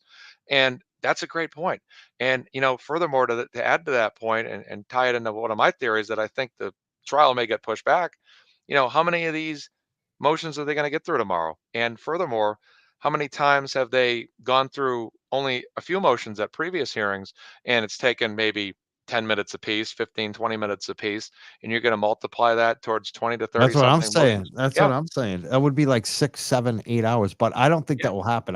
This is what I think. I think Yeah, go that ahead. Aunt Bev is going to have certain questions on certain motions. Mhm. She's going to be like, I've read most of it. I've got Mhm. everything I need. I don't need you. I'll decide on Monday. Like, I think that's, Yeah. if she hasn't even, someone's even said that she already has decided. There was a comment from Scott McGinnis. I hope he would just clean that up for us to make sure that we're putting out the right information. Yeah. But That's a I good would guy. not be surprised if she's already making rulings, or, typically she'll wait till after a hearing, but Yeah. I don't know. I mean, this is Yeah. bizarro. You're Yeah. right. Like, I wonder how Yeah. she's going to do it tomorrow. Is she going to actually let them discuss 31 different motions, or is she just going to cut to the chase and just say, I'll read everything and I'll decide? I mean, does she have enough time? Is she going to be working all weekend reading this shit? Like, how does that happen? Exactly. She's probably at the bar right now, at the beverage, so. Yeah. But I think it's in play. I think there's a chance. I don't know how big of a chance. It could be less than 10%. It could be over 10%. It could be close to 75. I don't know. But I still think that there's a chance that they might try to parlay that into oh, well, we know as a result of all these motions that have been filed, we're going to push the trial back again to kick the can down the road. But, Sean had a good point about this Yeah. too. I do want to make he said that he thinks, and this is what I almost wonder, is she calling the state's bluff? Is she saying, you know what? I know you're full of shit on this case, Mhm. but I can't let this, just dismiss a case against a cop on a cop. I just can't, because I'll get too much pushback. So you have to man up and admit that you can't try this case. Do you think that she's doing that? Do you think that she's going to be like, you know what? I know that you've effed this up, so man up and dismiss the case and take the egg on your face. Yeah. Auntie Bev asking for that, Adam Yeah. Lally to do that. I don't Yeah. know. I don't know. I mean, it's possible, but I mean, not asking him, but just Yeah. in action, saying, Yeah. like, we're not holding this up. You're full of shit. You've been, you know what I mean? So, like, you gotta shit or get off the pot. You know what I Yeah, mean? It's seriously, like, it'd be nice. It'd be nice. Yeah, I mean, this is something that should have been shut down. I think any other judge would have probably dismissed this thing a long time ago. But there's just so much intangibles behind the scenes, so many things behind the scenes that are there's puppet masters behind the scenes, in my opinion, that are just kind of, well, we got to keep this thing going on. So, like I said, if she comes in tomorrow and does exactly what you're projecting, or at least a possibility that you've proposed, that'd be great if they can get these motions out of the way. Because honestly, I'd like to just get this thing to trial as soon as possible. The feds, whether they're coming or not, before the trial, and in good faith or good conscience, can't allow it going to trial. We've seen U.S. Attorney Josh Levy file some things earlier this week as well. but to the Commonwealth, to Auntie Bev.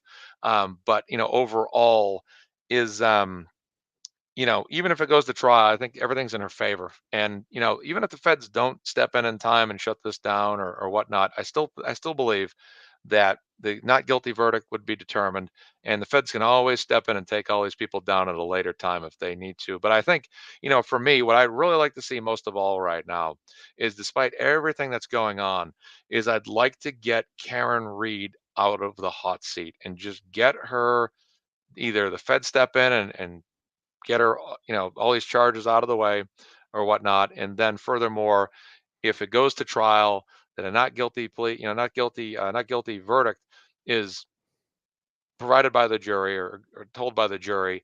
And then we just get Karen Reed out of this whole thing right now, where she's declared innocent. She's all set. She doesn't need to worry about this anymore. And then, once we get Karen Reed out of this, and the Free Karen Reed movement fulfills what we've set out to do, which is to help her, and the jury comes through for her, if it goes to trial, pending that trial taking place, the sooner we can start going after the folks that we all believe were responsible in the cover up.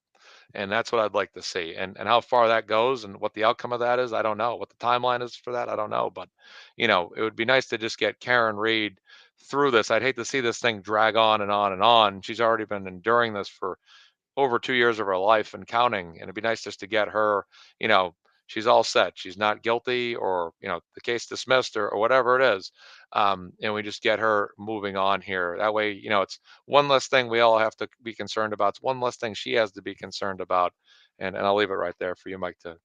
And Monday is a holiday, so Yeah, Patriots she's going to have to decide all of this. I don't know if she's going to be working. Monday is a Massachusetts state holiday. I believe it's Patriots Day, Yes. but it's also, the Boston Marathon Day. Yeah. So people now, it's an official holiday. I don't think they're ever taking that one off the books, just because of Right. what happened here in Boston, Massachusetts. Right. So yeah, I mean, this is going to be crazy. I hope that Judge Bev allows them to try, their defense. Like they need to not exclude what their defense actually is. That will be a travesty if that happens. And if that happens, and the defense gets their wings clipped, that's not what we want to see, and it's going to be really difficult, because there's a bunch of layups out there for the defense. There's so many things that they can just dribble that ball and lay it up right off the glass for 2 points. And it's going to be difficult if they're going to have their arms tied behind their backs and their wings clipped when they're trying to say, we got great points here. This proves she's innocent. And like, well, no, you can't talk about that. You can't bring this up. You can't talk about the fact that, this and that. It's going to be, that's what I hate to see, where she's playing a referee that's paid off type per se. I'd hate to see that. That's what I'm really concerned about, because it's, they're already, the defense has already had it tough enough taking on this judge a lot. And the time they had the charts there several months back, and she's like, no charts, please. It's like she's going after all of them. And, you even see Tanis Yanetti, who was up there recently and literally just trying to make a statement to get something on the record. And and Auntie Bev goes off on a tangent, and she goes, I'd just like you to acknowledge this and get this on the record, please. That's all I want to say. It's like little things like that. It's like, it's such a battle all the time. And Tanis is a badass too. We love her. David Yanetti, badass. Alan Jackson, badass. Elizabeth the Little, badass. So yeah, definitely. She's got a great defense team. Definitely. Yeah. Grant Smith Ellis just got his big, what he wanted, the spotlight with Aiden. He's got like this debate that happened. But I saw some of his posts, and it just, what do you want to comment on any of the latest on what Grant's been doing? Because it looks like he's actually getting what he's always wanted, which is attention. Oh, man. He is, he's a riot. And I just mean that not to say that positively about him, but he's just, he's just like this outrageous movie villain, like Ben Stiller in the movie Heavyweights, where he's that outrageous camp counselor. That's my movie reference for the show. And he's just that outrageous, over the top character. He's just like that. It's like, this guy cannot be possibly real life. I mean, the guy he's like the villain in the movie that just, always gets his comeuppance at the end of the movie, He no matter does what. too. Yeah. That's the thing. Like, I'm just like, man, I'm worried because this one might be the one. He might finally bottom out and say, you know what? Yeah. I don't want to be that guy anymore. But He's I the gift that watched keeps this. on giving though, because he always trips and falls and everyone gets to laugh at him, and it's just like it's just a riot. It just is. It's just he was declaring victory today. He said, "Yes, I." He So, goes, "I entirely own Dr. Turtleboy." That's what he said on his post a couple hours ago, and do you I think just he really? That's my question. Do you think he really believes that Karen Reed is guilty? um well no. He could be someone that just really doesn't care either way. But he's just out there to do what he needs to do to play the side that he needs to play. And that's just my personal belief. But yeah, it's just his antics are just outrageous. It's when he's flipping people off and just taking on the whole crowd.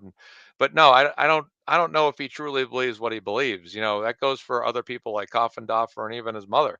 Do they really believe this, or are they just people that are, I don't want to say that they're, what they say about Turtle Boy, that he's hired, like her, they said Turtle Boy and Karen Reed are working together, but obviously these people are somehow, some way, they have to be. They're so invested to an endless degree, and they're so animated, and they push it to such a degree that how could they not be, heavily invested, and at least at the very least, in some kind of communication with, you know, some of the key characters, um, in the cover up. That's all I'm saying. But you never heard me say, per sources, allegedly. So I just want to cover myself, per sources and allegedly. That's what Grant would say. So, but yeah, Yeah, Grant, allegedly. yeah, allegedly, possibly, high percentage chance, more probable than not. Yeah. But Allegedly, Grant is full of shit. Allegedly, some people say. yeah, A lot of people might say it. Actually, yeah, a lot of that people do say it. yeah, that video of him tripping that time, that was so. I mean, I almost fell out of my chair laughing so hard. It was just so funny. He's like making fun of this woman, then 2 seconds later, boom, boom, boom, trips and falls. Everyone starts laughing at him. It's just stuff you see in a Looney Tune cartoon. I mean, it's You just can't make it up. It's yeah, like you Hollywood can't. stuff, and you're just like, that doesn't really happen. But no, Yeah. there he does it. I was thinking earlier today, Brandy was talking about Coffin Doffer, and I said to myself, I really don't go after her anymore like I did early on. And, I really don't get upset by anything she says anymore. I'm like, why haven't I really paid much attention to her in the last 2 to 3 months? And I realized that was because once Melanie Little slapped her to death on Oh my Court god! TV that time, I kind of just moved on from Coffin Doffer because Melanie Little totally discredited her. And I when you mean, got Melanie yeah, like doing her shows, like at all these shows, but like someone yeah, like Melanie especially, it's just yeah. like Coffindoffer Coffin Daffy. She can't do a show like that. No, she can't. Just- It's yeah. It's all, It's so yeah. it's so funny how Kevin Hammond, myself, he said that I never read court documents, and I read them, almost all of them. Yeah. It's shocking how much court Oh, it's a documents I've lot. read on this case. Yeah. And it's easy to get them. For people that don't know, you can get them in the justice groups. It's 2 different justice groups. They share the files in the Facebook groups. You can almost pull whatever, and it's also shared all over Twitter and Facebook. So it's easy to get. Like, I don't know why Kevin thinks he needs special sources to get court documents. No.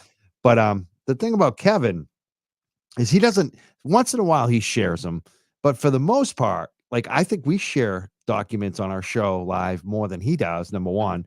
And number two, like, on our side, it's all about we cover the documents way more than those Yeah. clowns. Oh, for sure. Yeah, Melanie Little, I mean, she has a whole show and she just goes through it the whole time, and it's, she's on there for an hour or two or more and just going through everything piece by piece. And our movement's blessed to have folks like her on our side that have this um knowledge and education to be able to, Brandy said that too about Melanie, just how much they are able to contribute and assist us. Mark Randazza, fighting for the Free Karen Reed movement against the buffer zone. We've just made so many this movement has not only grown with individuals that believe she's innocent, but also individuals that are very experienced in certain aspects that we need.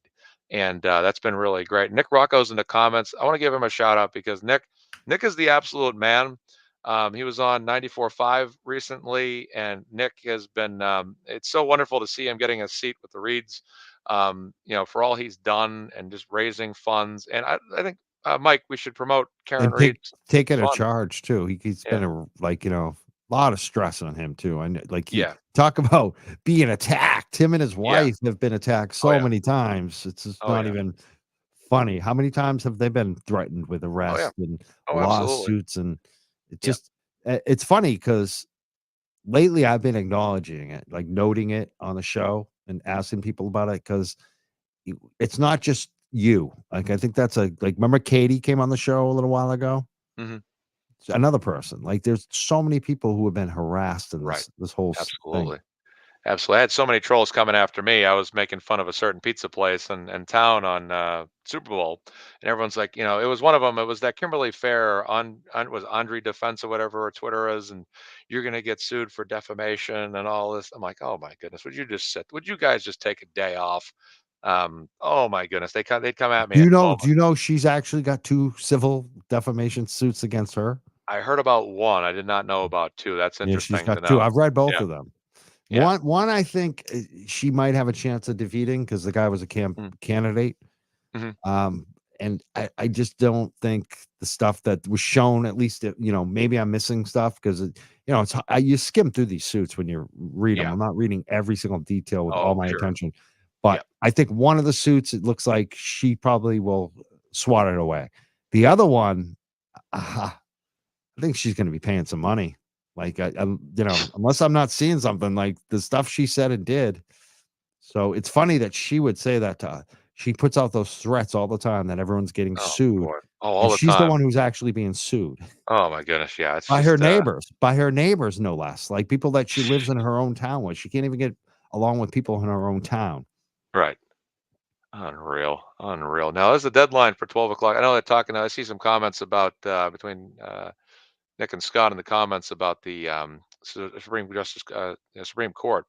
Um, I think they got a noon deadline tomorrow to file all their information. Looks like the Supreme Court's pushing that pretty quickly through. So, about the buffer zone. So that's positive news. Yeah, because I really don't want to see anyone being arrested or cited or harassed Yeah. over this BS. And it's like any law can be selectively enforced. So Mm. what is the line? It's gonna be ridiculous. And people Yeah. will challenge it and people will get arrested, I think. Oh yeah. And Yeah. I'd say people too, like I just 10 want a.m. to put out the word of caution. Don't push it if you're not prepared to be arrested. Yeah. You know what I'm saying? Like, don't expect them to come down in your favor. Like, and sometimes there's certain people that, you're retired, you're not worried about your job, you don't have any worries, you're okay with that, then, but for other folks, like, don't do something stupid and then worry about it later. You know what I mean? So Yeah. Just to kind of touch up I got a quick correction from the commenters. Thank you so much, everyone. So it is 10 a.m. So Mark Randazza released in the Karen Reed protesters case. The Mass Supreme Court has ordered that any responses by the Commonwealth or Karen Reed be filed no later than tomorrow at 10 a.m. That is the official time. Thank you, Nick, and everyone else that corrected that time. I must have confused April 12th with 10 a.m. when I read that quickly earlier this afternoon. So perfect. 10 a.m. is the deadline on that. So yeah, it's getting kind of fast tracked, which is great. So, and this buffer zone just needs to be thrown out. This is ridiculous. yeah, but it may not. I mean, I've heard they've done this in other trials. So Yeah, correct. here's Nick. I've never done anything to even warrant a defamation suit. If you listen to me on Court TV and Jam, and I'm very careful with what I say. I think I have been too. Like, I still get worried because of how many shows I've done and how many comments I make on Twitter. You never know. Yeah. But I think I don't know. They threaten me with that all the time. And I'm just like, nobody's pointing out where I've said something that, you know what I mean? Yeah. And they came after you hard, after Christmas. They were all over you like They flies still on. do. Yeah. It's been every day since Christmas. It hasn't stopped. Yeah. You You guys are it going down. definitely there's ebbs and flows to it, but there are certain people that have never stopped with that. Yeah. Unreal. Yeah. It's just tireless. Evil never rests, I guess, apparently. Jeez, it's like take a day off. It's just you know, an innocent woman here, Karen Reed. That's how I see it. It's this woman shouldn't have to go through all this turmoil and this these motivated people on the opposition, the trolls we like to call them, just nonstop all the time. It's like, folks, we're here because we believe Karen Reed's innocent, and that's it. We're not gonna. The fight for Karen Reed's innocent does not go through you. It goes through the court system, and that's the bottom line. But all this like I call it trench warfare. All these little battles and such is going to sue so and such and such. A lot of that just never happens. It's talk. I mean, ultimately, we should try to be as respectful as we can. But sometimes you have people coming after you. You just want to tell them to what and get out of my face. Just shut up, trolls. Yeah. Every once in a while. I mean, Yeah. we did a show on Kevin the other day. Yeah. I mean, I love the Glera because Glera can just have fun with it every night. He'll just play a Kevin video and go through. I can't do that. I lose my shit. Yeah. But like, Oh yeah. I but couldn't to deal with that. do like one episode every once in a while, like we just did on Kevin, because it just got to such a boiling point. Right. And it's just like we've done two of them basically. The time he told Sean to shut the F up on the Yeah. show, and Yep. then the last one because he's just been just acting up. You had Oh, to do one. absolutely. Absolutely. The funniest part of that exchange too was when the Krusty Panties part where Lauren was talking about Krusty Panties. Please don't call her that. Please don't say that on my show. Please. And then she comes back with Miss Panties. I was freaking Oh my dying. god. I was laughing. I almost was Oh crying from god. laughing so hard. Please Yeah. don't say that. Please don't say that. No, please don't call her that. Oh my god. Now Kevin's the PC police. Yo, jeez. I mean, Oh, personally, I may have used it once. I don't like it. Like, that's just me. I don't like, I mean, I'm not gonna say I haven't laughed at it when Aiden's used it. I mean, so I'm a hypocrite, right? But yeah. I'm just not comfortable using it. Like, but I don't think I would tell someone on the other side on my show not to use something like that. That's just Right, like yeah. so lame, dude. It's just Oh, like, man. dude, shut up. Yep. Oh my goodness. Please Yeah. don't That was use funny. please don't use that. Oh man, she had him going quite a bit. It was funny. I mean, he struggled to keep up with her. She's extremely edgy. I mean, that was not a conversation. That wasn't even a discussion. She was just she spent all that time on that show just asking him questions, and he just couldn't answer them time after time after time. And it was just it was well done. Lauren's awesome. That was very well done. And like I said, we're just like Brandi, who was on earlier, Melanie Little, Lauren, just Olivia, all the folks that are out there, everyone that's in the comments, everyone that's a part of this movement. We're blessed to have everybody. This is an entire movement, and it's made up of everyone. And any contribution that you can make, no matter what it's been, and whatever, you guys are awesome. You guys should be so thankful for what you've done and applaud yourselves. And we've been it's been an enduring time. It really has, and it was really tough getting through, especially December and January when with Turtle Boy and everything that happened to him, and all that. But this movement has grown stronger and stronger and stronger, and they really thought they had us beat back in December. And all we've experienced really over the past 2 months is win after win after win. There was one week where we must have won every day, and every little thing that happened, we won. We're getting more and more wins. And that's a part of this, is that, it's about standing tall. It's about staying strong. It's about not giving up. And every single time, you're involved in any way, shape, or form, whether that's you, me, or anyone, that is a part of the movement, and we're stronger together. And they've tried to discourage us. They've tried to make us go away and disappear and threaten us and make us fear for everything. And we haven't, and we've stayed strong. And, buffer zone or not, we're still going to voice our voices, whether it's online or from 200 feet away from the court, and that's really what this comes down to, is every single person that's here, you're staying in the fight. And that's what matters most. And we're not gonna we ain't got no quit. Alan Jackson said it best. We ain't got no quit. I think ultimately the facts are on our side. And I think it's hard to muster together 28 to 30,000 people that believe Karen Reed's innocent, um, if she was really guilty. I just find it hard to believe that many people, in a storyline that is garnering more and more attention, would believe she's so innocent if it wasn't true. And I think that any thinking person with any level of logic and understanding can see it clearly. And you don't have to be a rocket scientist. And the folks on the other side just think, oh, she's guilty, and it's just, no, she's not, bro. No, she's not, bro. So I'm like, no, she's not guilty at all. She didn't do anything. I don't want to hear anything about arguments in Aruba or running into him from how many feet away, going in reverse, 22 or 23 miles, 26 miles in reverse in the snow. And, you know, because again, I'm sure that there would have been more than enough ring footage in the area. There would have been maybe some library footage that wasn't missing, but all that seems to be missing. And, it's just, yeah,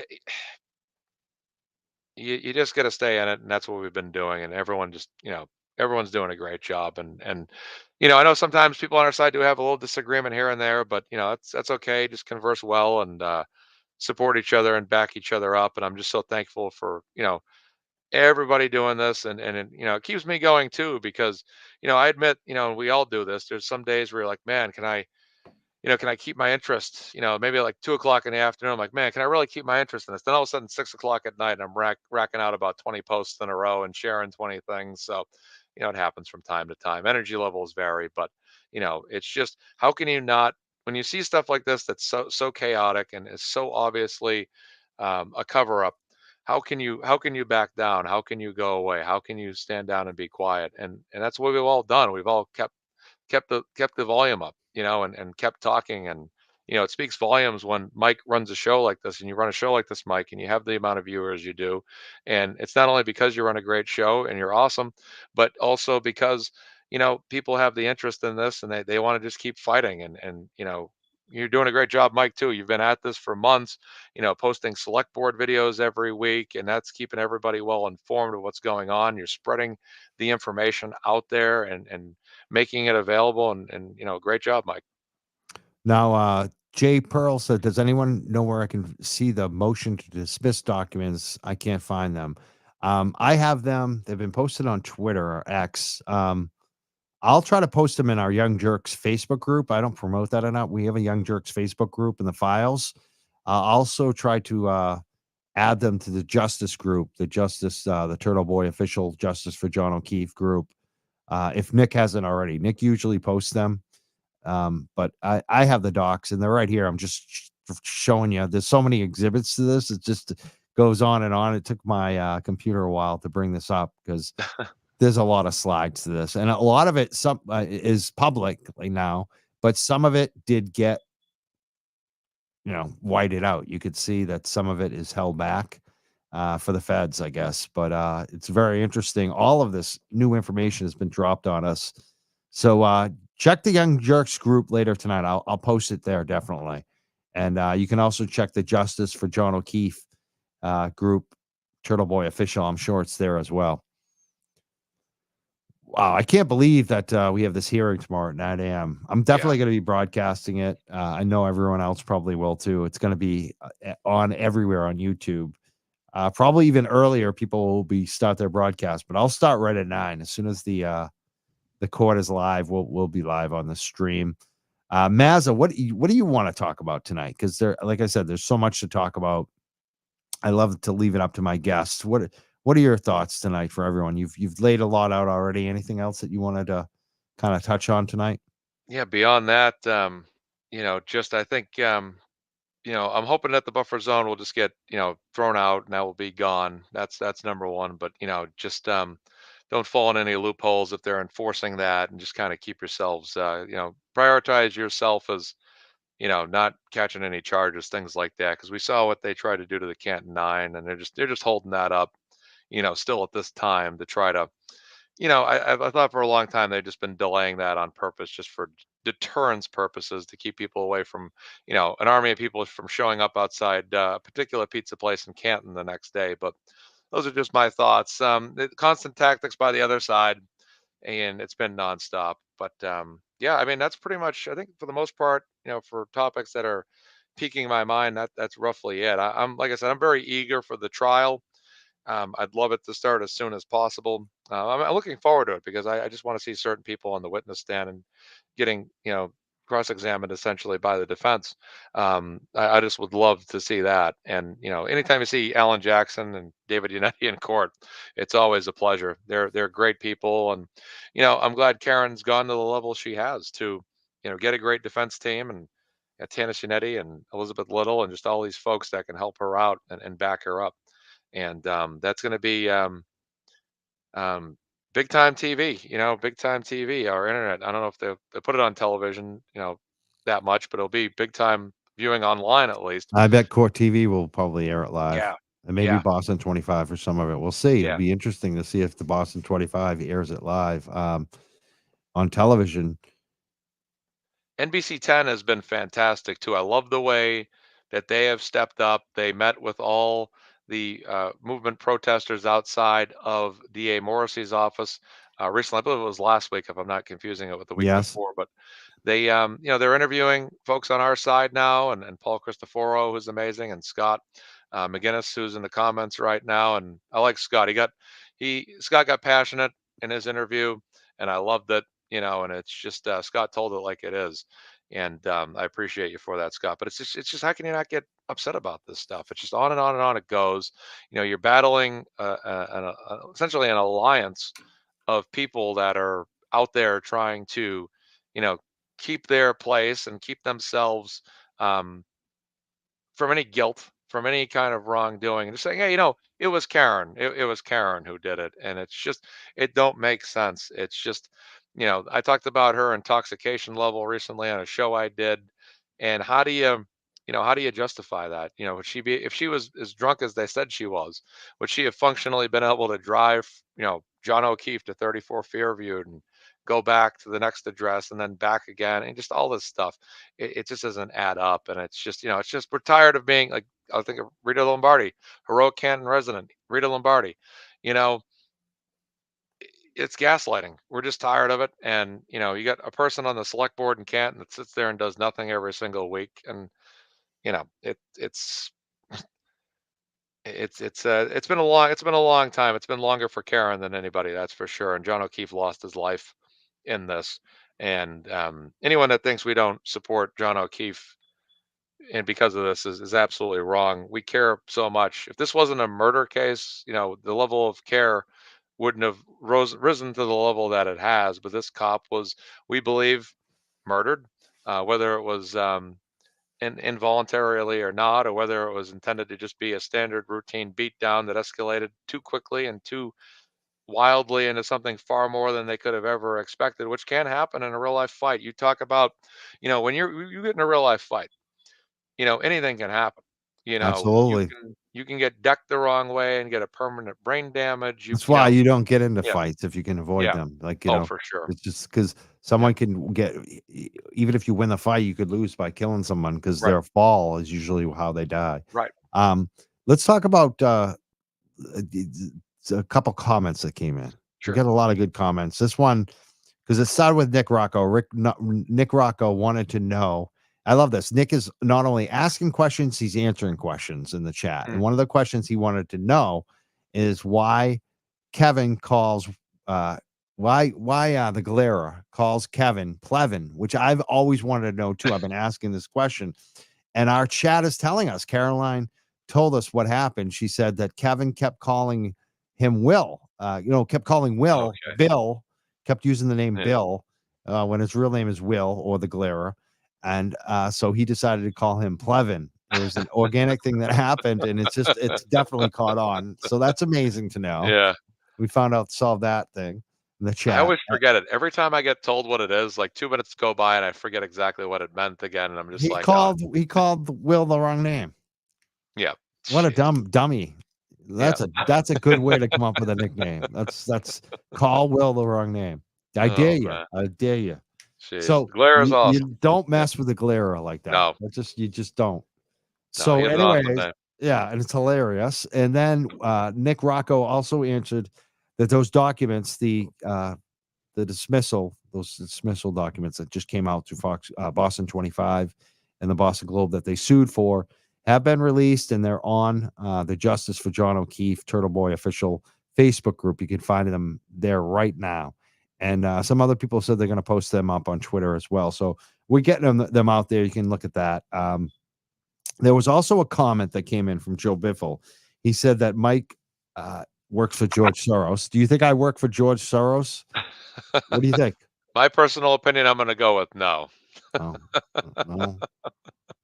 I will admit tonight I am George Soros's illegitimate son. Oh, there we go. Finally, the truth comes out. You want to help me get a lawyer? We'll get some Right. money. We'll get some Oh, back my pay. goodness. Yeah, they Can you keep get thinking we're back pay for that? Yeah, I hope so. Yeah, they keep saying our side's getting paid for all this PR, and it's just like, no. I mean, I said it before, Oh, and I'll these say are the it again. clowns. I'm just Yeah. joking, people. Yeah, yeah. Oh, see.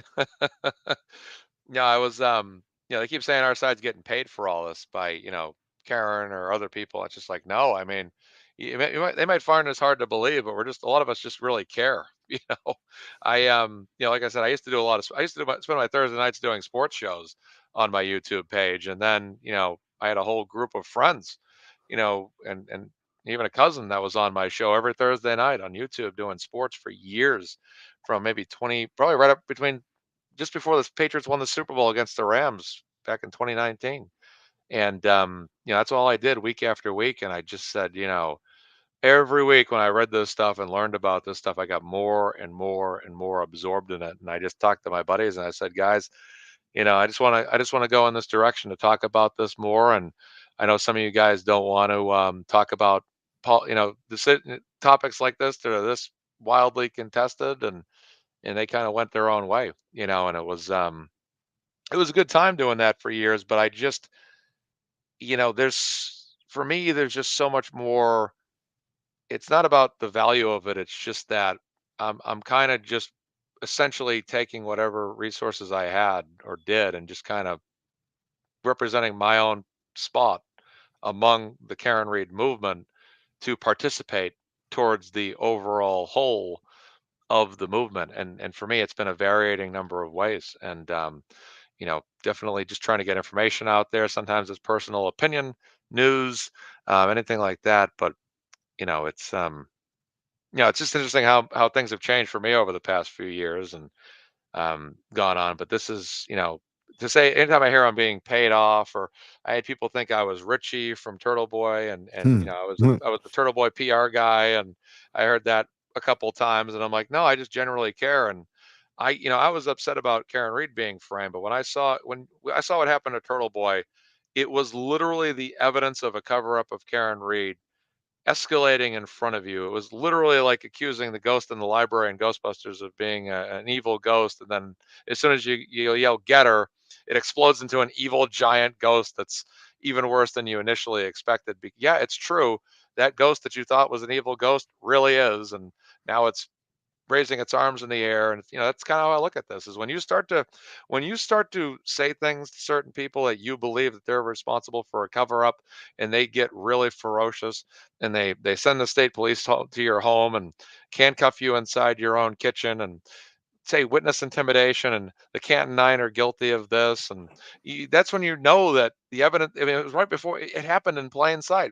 They literally indirectly and inadvertently admitted that they framed Karen Reed, literally by the way that they've treated Turtle Boy and every single person that's a supporter, from Turtle Boy going to jail, the witness intimidation, from what happened to the Canton Nine for standing and sitting across the street at an angle with a few signs. That was considered witness intimidation. And then, of course, the buffer zone. Now they're just at every single level validating what we think. You're literally telling us, we're saying we think it's a cover up, and you're literally doing what we've said's happened, that certain people have weaponized their positions of power, many of them in law enforcement, so we believe. And now you're turning around and literally buffer zone this, witness intimidation this, send Turtle Boy to jail. That's all we've seen. It's done nothing but validate what we've thought. And I'll be honest with you, if Turtle Boy was wrong and this whole movement was wrong, they would not come at us. They'd be like, oh yeah, free Karen Reed movement's going to be outside today, pay him no mind. We know she's, guilty. Oh, no. They take us so seriously, and they take us so seriously because they know the truth. They've known the truth, and they want to shut down that amplification of the truth and shut us down. And they They never, when they tried to frame Karen Reed way back when, they never, never could have expected that this thing would take on the life that it did. That this would, I don't even remember the story even initially coming out. And if I do, I vaguely do. But it wasn't until Turtle Boy started to talk about, like, what's going on here? Why are all these folks out there with signs outside the court? Well, Turtle Boy's leading this movement. What's going on here? Let me look into this. And then the more and more I read about it and learned about it and listened to it, I was like, wow, this is really intense. And I just got more and more captivated and focused on it and all that. But the fact that it's a cover up is the proof is in the pudding. By the way, they're coming after all of us. It's evident. It's so more evident over time too. Like it just to me, I agree with you 100%. It's just so obvious the way that they act. At one point, I was like, "How can they be so confident?" That's what was effing with my mind. It was just because they act like they're so sure of it, but it's a ruse. It's just all BS. It's a house of cards.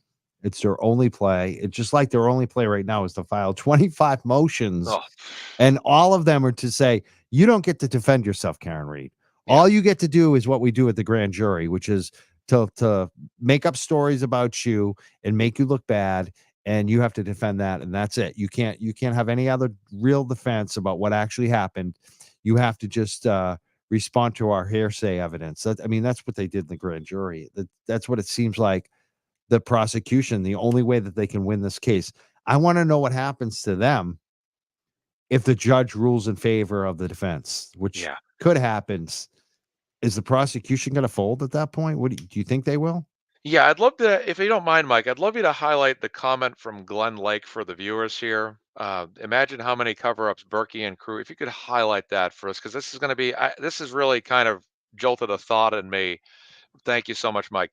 So, I think that this is the big picture here is when you think of, like, a lot of times when we talk about a specific topic like this, like the cover up, the framing of Karen Reed, I always say, and this is a belief I've always had, things are always oftentimes bigger than we think. And Glenn's comment here is fantastic because it makes a great remark that here we are talking about certain things that have happened, but how many other cover-ups have Berkey and crew gotten away with? And I think that's the big thing here, because when you look at the Commonwealth of Massachusetts and District Attorney Michael Morrissey's office, if they're, if it got out that Michael Proctor and crew and all his buddies framed Karen Reed, and to answer your question, Mike, in this, I'm answering your question by talking about this and kind of combining them, stitching them together. If this news got out that Michael Proctor committed a cover-up at a crime scene and Karen Reed is innocent, this is not only about Michael Proctor going down for a cover-up. This is every single case that he was involved in, every single crime scene he ever investigated it. And this is like Harvey Dent in The Dark Knight when he sent all those mobsters to jail in one fell swoop. It's basically like the opposite of that. Instead of going to jail, it's like, how many people have gone to jail, have been framed, have been sitting there that all the stories that, oftentimes when you say, he might have done this or that, someone might say, well, I'm aware of another story. Or, you hear about Sandra Birchmore, for example, that comes up. And I say to that, correct. But it's like they say about players like LeBron James and players like Tom Brady. For every player that's that great in sports, there's always a handful of players that never went pro because they got hurt along the way. And with a story like this, is not only is a story like Sandra Birchmore essentially a sibling story to this with Karen Reed, but there are so many other stories out there that we are completely unaware of at this time that we may learn about in the time to come if things do fall in the way of Karen and do lead to the downfall. So I think that you say to yourself, why is the Commonwealth so invested in ensuring that this doesn't get exposed? Because probably, in my estimations, what happened is they knew damn well that it was a cover up. And the thing is that they didn't want this to get out. They just said, let Karen take the fall. You effed up. We got to cover this up. And I take it back to movie referencing tonight, but I'm going to go take it back to the movie Copland when Superboy Murray Babbage shoots two men in a vehicle that he thought pulled a gun on him, but it was really a tire block. And then they had no choice but on the fly to cover it up. And if that story ever blew up, that those guys had covered that up and all that went down, they'd all go down. At the very end of that movie, that's exactly what happened. The cover up got busted later in the movie, and at the very last scene, Robert De Niro narrates about how everybody went down and cursed the day that Sylvester Stallone took them down, because that way it all fell. And what happened was, like he says in that movie, there were a shitload of indictments. Pardon my French, but that's what stands to happen here, just like in that movie, where if they go down, if Michael Proctor were to go down for this, then every single case, every single crime scene that he's ever done is called into question. And every single person that he ever worked with in the state police is questioned. And all the way up through Tully, Michael Morrissey's office, all that. And this is going to turn into a massive issue. And I think that they always knew that. This is my presumption, that they always knew that. And the best way to prevent that from happening is to just say, well, let's suppress this. Let's just do anything we can to get. It's like when you have a beach ball. I don't know if anybody has a beach ball. You go in the ocean with it and you try to push it under the water, but it just pops out and Pops out. bursts out. Yeah, like a bodyboard. It doesn't want to be suppressed underneath the water. And when you try to push it down, it just pops out even harder with the same force you apply it. It's kind of like that. They're trying to suppress this because they know it's going to cause. This thing is far bigger than Karen Reed's innocence. This is far bigger than that, because if Karen Reed is declared innocent, then everything about all of them is called into question now. It's on the table. And every other case that's ever been tied to them that's been suspicious or been questioned is now put back on the table. So all these case closed they've had in the past, this all comes back to the limelight. I believe in my mind that this is why they're so I saw Rubicon's comment that threw me off. I get so thrown off by that comment. Yeah, that was funny. Um, you know, you they stand to lose everything. This is going to be a total disaster for them. So let's just, well, it's an incident that got out of control. So and so knows so and so from the CPD and the state police, and it just goes all the way up. And they just say, look, we gotta shut this lady down and just shut this case down. Do everything we can to get it shut down. And I think that's truly at the heart of hearts and behind the scenes a multitude of what is really the fight here, and is really what you're saying is it's really not. It's corruption in action, but it's also it's a cover up, but it's also them trying to cover their ass up. Cover their ass. They're trying to cover themselves too, because they know that this thing went too far, and certain people may have been too connected, and they got to do everything they can. That's why they're waging such a fight. Yeah, That's why they're. I agree. I think, like, look at the part to Nick Rocco brought it up. How can they exclude that the lead investigator is under internal affairs investigation by the Massachusetts State Police, right?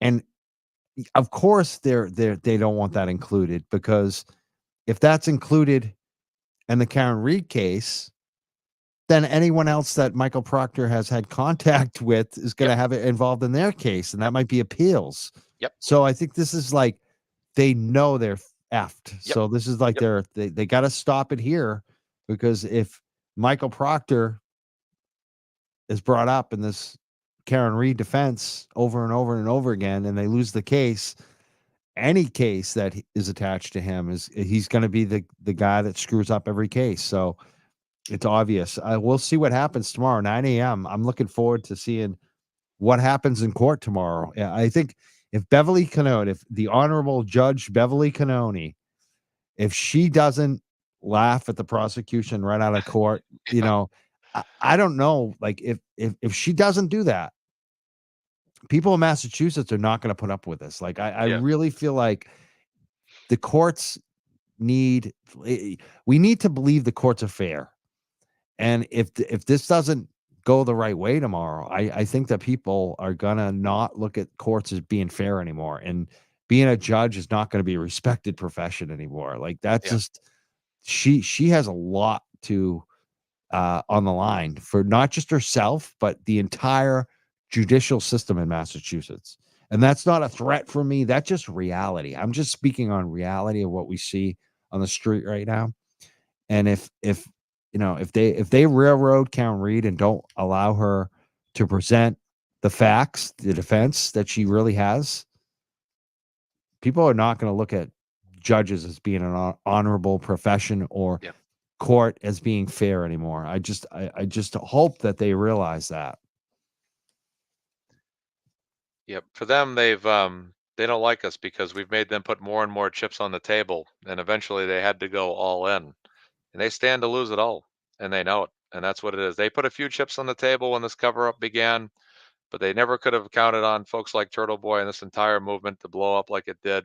And we forced them to put more and more chips on the table, more chips than they ever wanted, and we got a better hand than they do, and they know it. And all their chips are out on the table right now, and they can't take them back. And if they lose that hand, they're all going down. Yeah, and I can't imagine. I just have to feel like she's not going to allow them to the Proctor stuff. It's got to be allowed. It has to be allowed. I feel like she would get overruled, and she knows it too. So we'll see tomorrow. It's going to be interesting to see what happens. If as soon as Tuesday, we'll know the results if they're going to have a trial on Tuesday. If they start picking the jury on Tuesday morning. Mm-hmm. Yeah, I'm looking forward to this thing moving forward. Now I'll be on watch to see if they're going to try to push this trial back. So I'll be on lookout for that tomorrow to see how they get through the motions, like you said, and if this trial is going to get pushed back at all. So I'll be on the lookout for that. And if it doesn't happen, that's great because we can get this thing underway on Tuesday and get this underway and really get the process underway to get Karen Reed's innocence official. So looking forward to all of it. So Karen Reed deserves to be freed of all this and free Karen Reed. Thank you so much for being here tonight, Mazza Media. You're welcome, Mike. Thank you. All right, have Tell a good night, people everyone. Before they leave, where can they find you on X, right? At Mazza Media. Mazza Media on X and on YouTube as well. So, yep, I'll put my X in the comments here. So get that out there for everybody. And Mazza Media on X. Yeah, I'm talking about things all the time. So I'm looking forward to it. So then, Mike, Mazza Media on X, and then I'm also on YouTube as well. You can just search for Mazza Media and you pop up one of my videos. So, and that's that. Like and follow and subscribe, just like I do. I subscribe to you on YouTube and I follow you on Twitter. People need to do that. Mazza Media. Thank you, Mike. Have a great evening. Good night, everyone. Thank you so much. Yeah. Bye-bye. Bye now. So we had two great guests tonight. First of all, Brandi Churchwell. I want to thank her so much for coming on, discussing the Google search.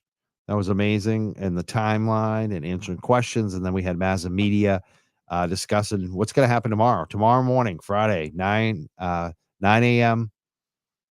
Big court hearing. This is going to discuss, basically be the discussion about what to exclude.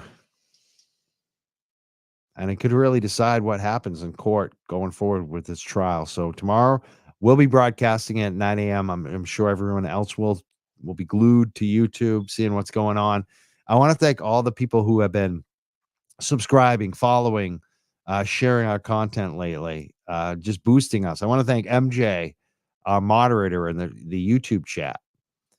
We got a lot of new followers, supporters. We just went over 7,002 subs on YouTube. We got over 10,000 on Facebook. We got like none on Twitch. We're on Twitch. I never talk about Twitch. I just checked out Twitch. We have no listeners on Twitch tonight. We have quite a few on X, Twitter. So thank you for all the people supporting us on Twitter or X, whatever we call it now, X Twitter. Thank you so much at the Young Jurks. If you're not following us, please follow us there as well.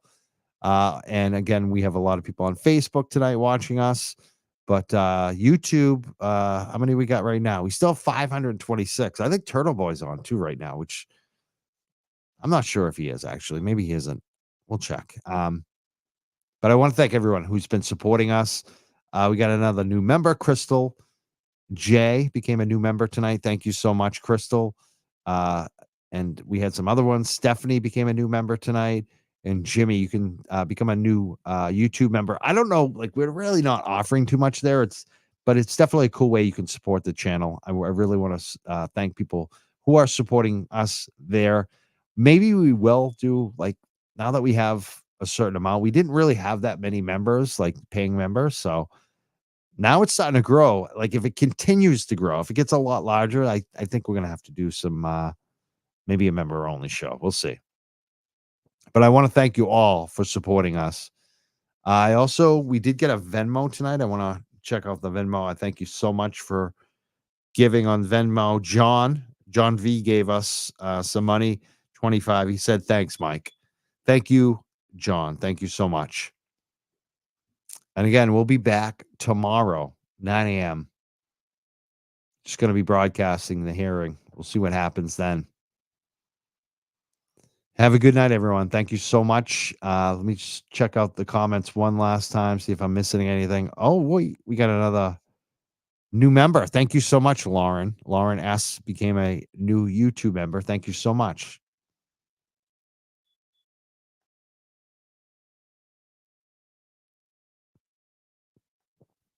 Good night. Yeah, we'll see you all in the morning. I want to thank everybody. Everyone in the chat, too. Our chat rules. I love our chat. You get some of the best people every time. And sometimes when some of you out there, I notice it's funny. I'm like, oh, they haven't been there in a while. And then I see you come back. And what I like, too, is a lot of women here. We got MJ moderating, of course. I love you all.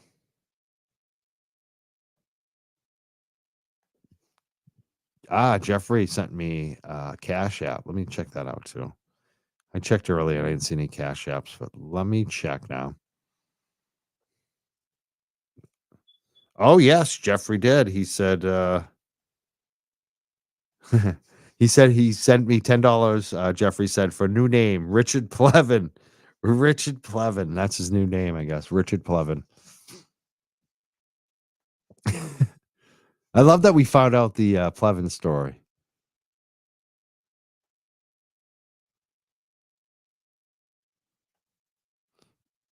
So Ma said, good looking women too.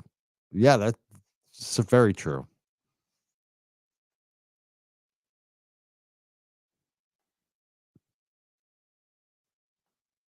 All right, everyone. I want to thank you again.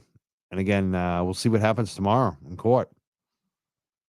Keep your fingers crossed or say your prayers, whichever way you go. We'll see what happens tomorrow and get ready for Tuesday. Oh, and Lauren S. just gifted 5 more Young Jurks memberships. So thank you so much, Lauren S. And it's going to be 5 more of you who are new members after tonight. Here's one. Robin says, I would just realize I was gifted a membership. Thank you. I know. Isn't that awesome? I love that feature that people can hook up other people with the memberships. It's a cool way to build the community too. I love it. Thank you so much and have a good night, everyone. We'll see you